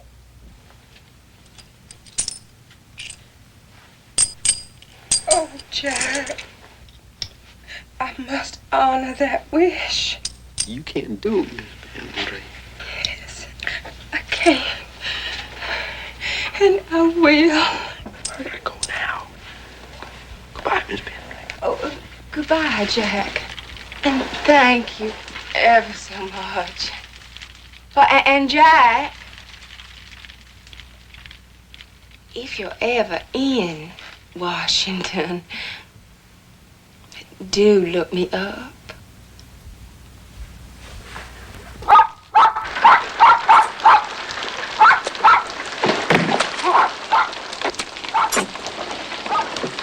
How are things with you, Mr. Merriweather? Splendid. Well, now, look at that. Buffalo hides. And A world of money chewing grass on those plains, Jack. There's old Buffalo Bill himself. Oh. Yes, sir. Multiply that by thousands. You know, Jack, the buffalo are getting scared. You were raised by Indians. You should know how to track them. Yeah. We could make a killing, Jack.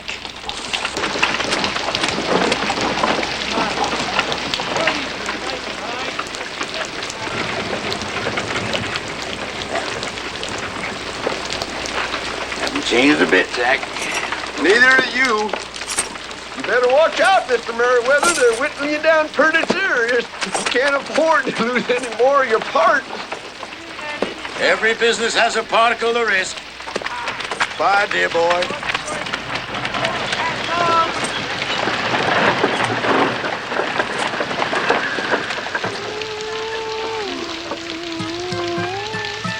That was my low. I had reached the bottom.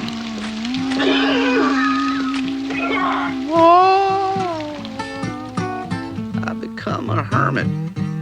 I went deep in the wilderness, as far away as I could get.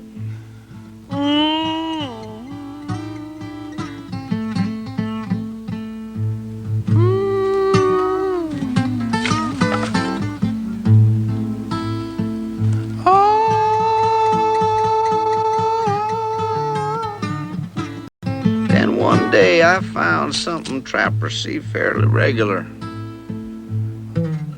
An animal had gnawed off its own foot to escape from the trap.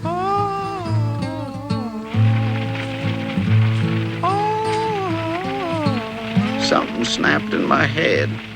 I decided life wasn't fit to live, and the only thing to do was to mingle with the twinkling stars.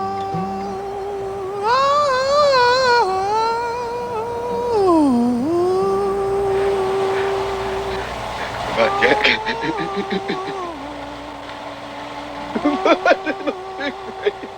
At that moment, I really was crazy, and I was darn near off of that cliff when...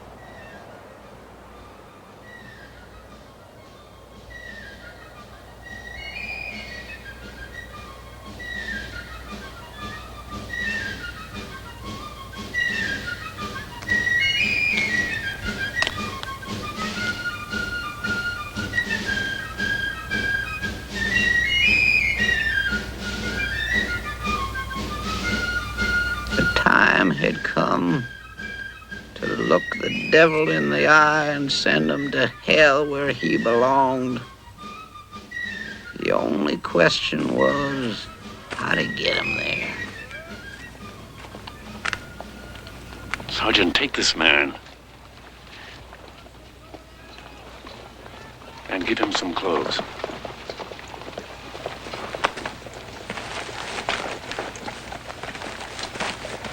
This man will be invaluable to me, Major. Invaluable, sir? I almost hanged that man as a renegade. Now he asks me for a job as a scout. Oh, his game is very obvious, to lead me away from his Indian friends. Well, I still don't quite follow you, General.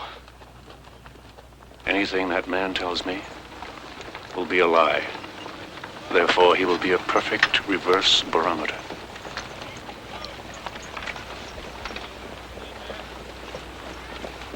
Isn't that correct? Of course, General.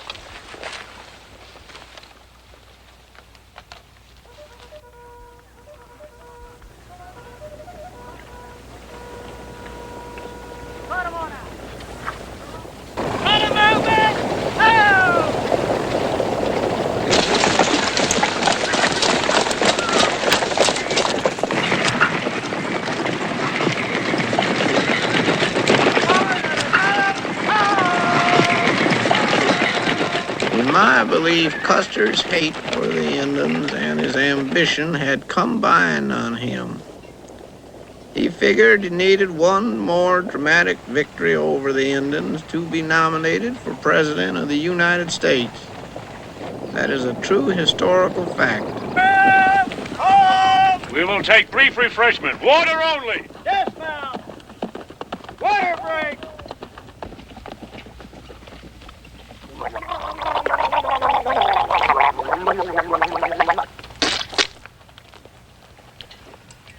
Oh, excuse me, Lieutenant. It's the celibacy of the saddle. I had muscle spasms all night. Poison from the gonads. Poison from the what, sir? Gonads. That's medical terminology.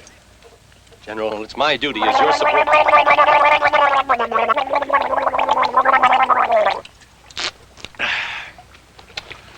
The poison rises from the gonads to the throat and then seeps down to various muscles. The Crows want to know if you're going down in the Medicine Tail Coulee. Oh, they do they? Yes, sir, they do. They claim they want time to sing their death song. Tell the Crows they're women! Sir, if the hostiles come in behind us, and if they're waiting for us down below, we'll never get out of there. Hostiles behind us? I see no hostiles behind us. Do you see any hostiles behind us, no, Major? Sir, not at the moment, I don't. Then, stop trying to cause a reversal of a Custer decision. But, sir, wouldn't it be best to send a squad down Medicine Tail Coulee? No, it wouldn't. Well, sir, may I ask, sir, why it wouldn't? Because, Major, it would cost us the vital element of surprise. Surprise? General, they know we're here. Yes, but they don't know that I intend to attack them without mercy. But, General, that's no surprise. Of course it is. Nothing in this world is more surprising than the attack without mercy. General, I must protest this impetuous decision.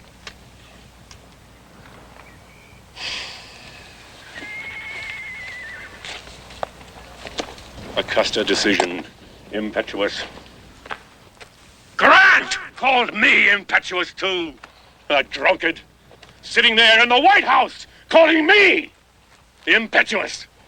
General, I implore you to reconsider. Think of the men whose lives depend upon you.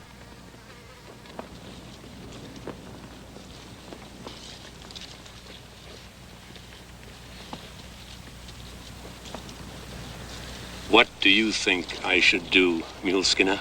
Sir, that man doesn't know anything. What do you say, Mule Skinner? Should I go down there or withdraw? I had him. But this time what I held in my hand wasn't a knife, but the truth. Well, what's your answer, Mule Skinner? General, you go down there.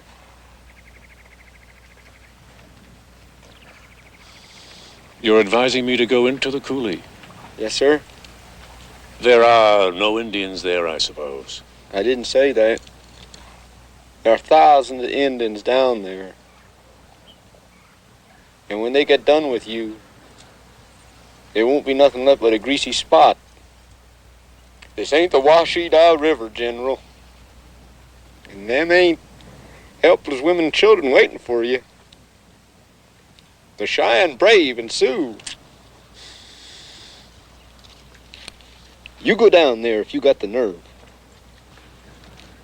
Still trying to outsmart me, aren't you, Mule Skinner? You want me to think that you don't want me to go down there, but the subtle truth is you really don't want me to go down there. Well, are you reassured now, Major?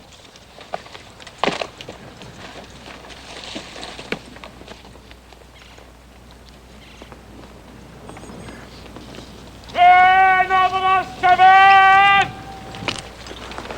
The hour of victory is at hand!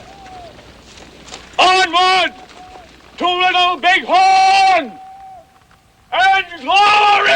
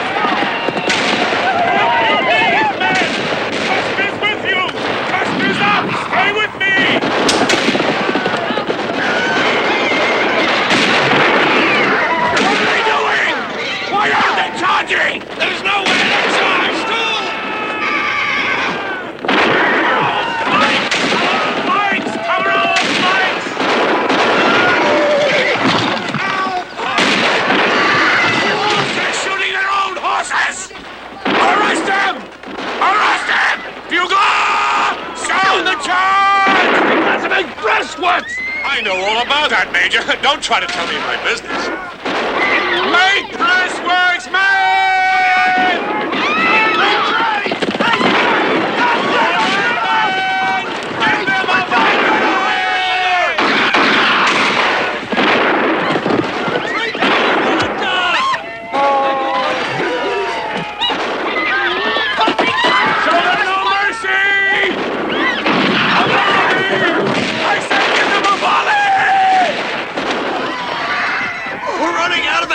General! Right! No, we're running out of ammunition. I told him this would happen, but he just sat there in the White House and laughed at me. The damn drunkard!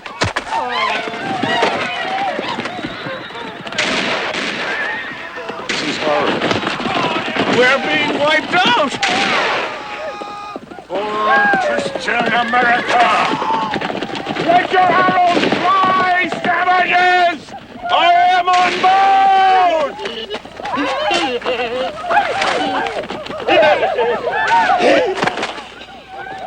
Mr. President! Mr. President, distinguished visitors, honored members of the Senate, taking the Indian as we find him, waving all... Oh, why don't you shut up? Mr. President, you're drunk. We can't have a man like you in the White House. Get on your feet and face the enemy.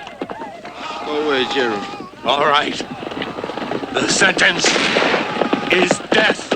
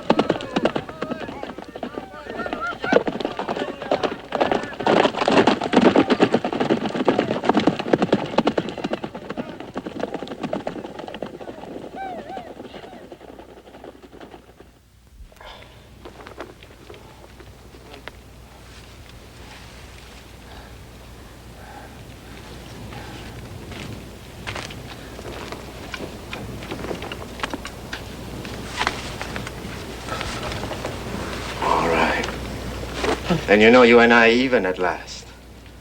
I paid you the life I owe you, and the next time we meet, I can kill you without becoming an evil person.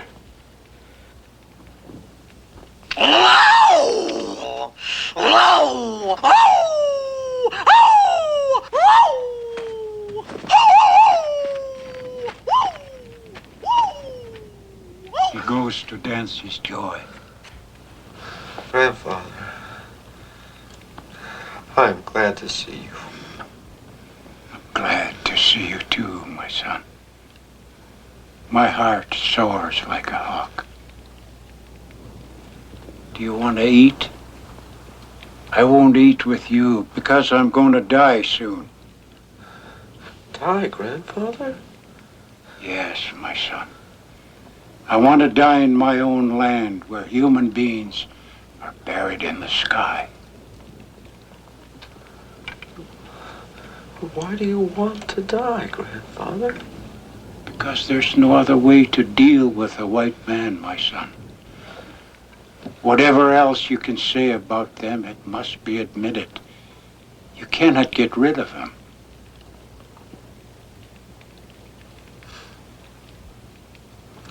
No, I suppose not, Grandfather. There is an endless supply of white men, but there always has been a limited number of human beings. We won today. We won't win tomorrow.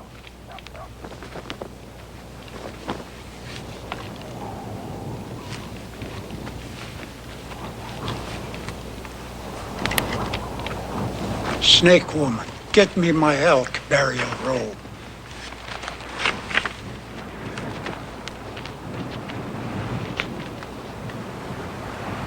Come, my son, we will go.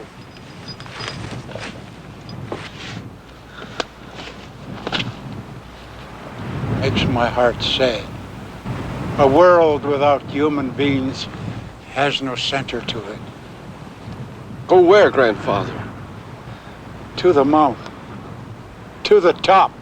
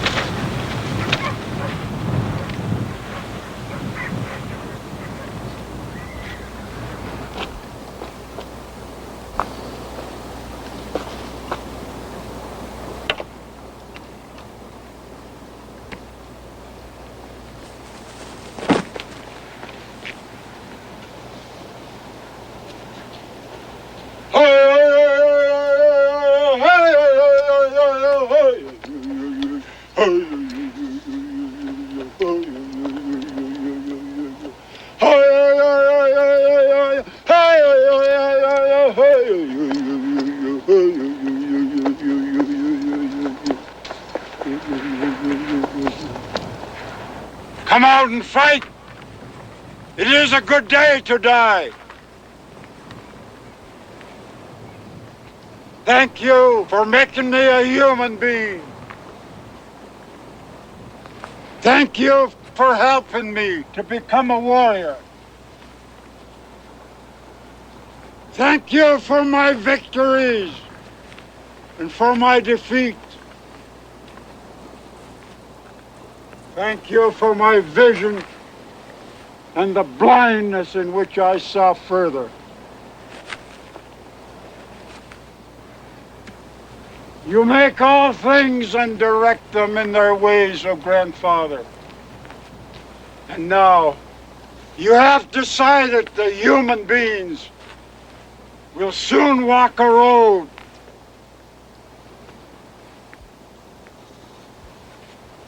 that leads nowhere.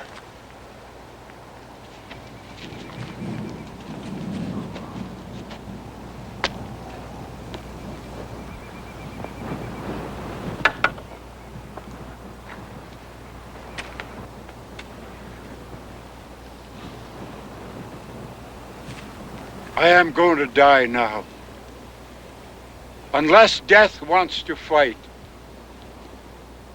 And I ask you for the last time to grant me my old power to make things happen.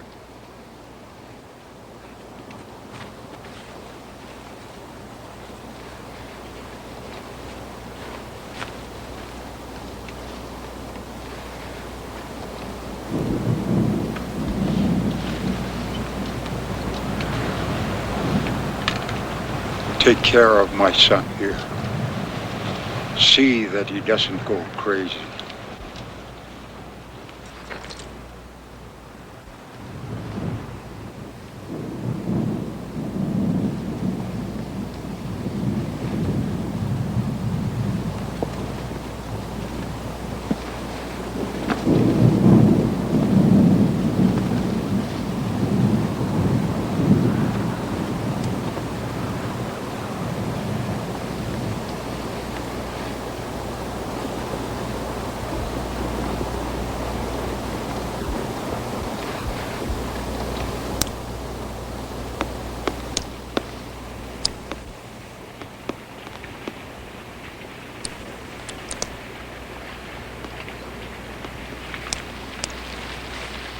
Grandfather?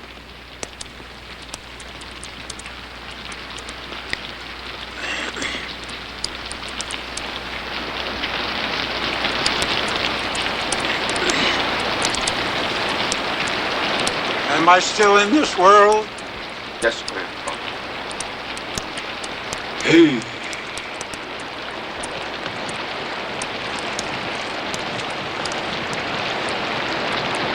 I was afraid of that. Well, sometimes the magic works, sometimes it doesn't.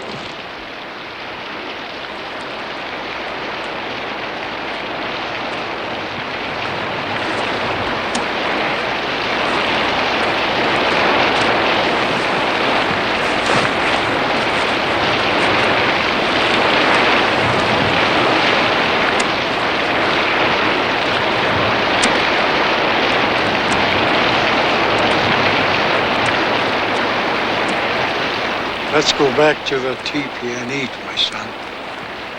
My new snake wife cooks dog very well. All right, Grandfather. She also has a very soft skin. The only trouble with snake women is they copulate with horses, which makes them strange to me. She says she doesn't. That's why I call her doesn't like horses. But of course, she's lying. Of course, Grandfather. Well, that story of this old Indian fighter, that's the story of the human beings who was promised land where they could live in peace. Land that would be theirs as long as grass grow, wind blow, and the skies blue. Mr. Crab, I didn't know. Get out. Get out.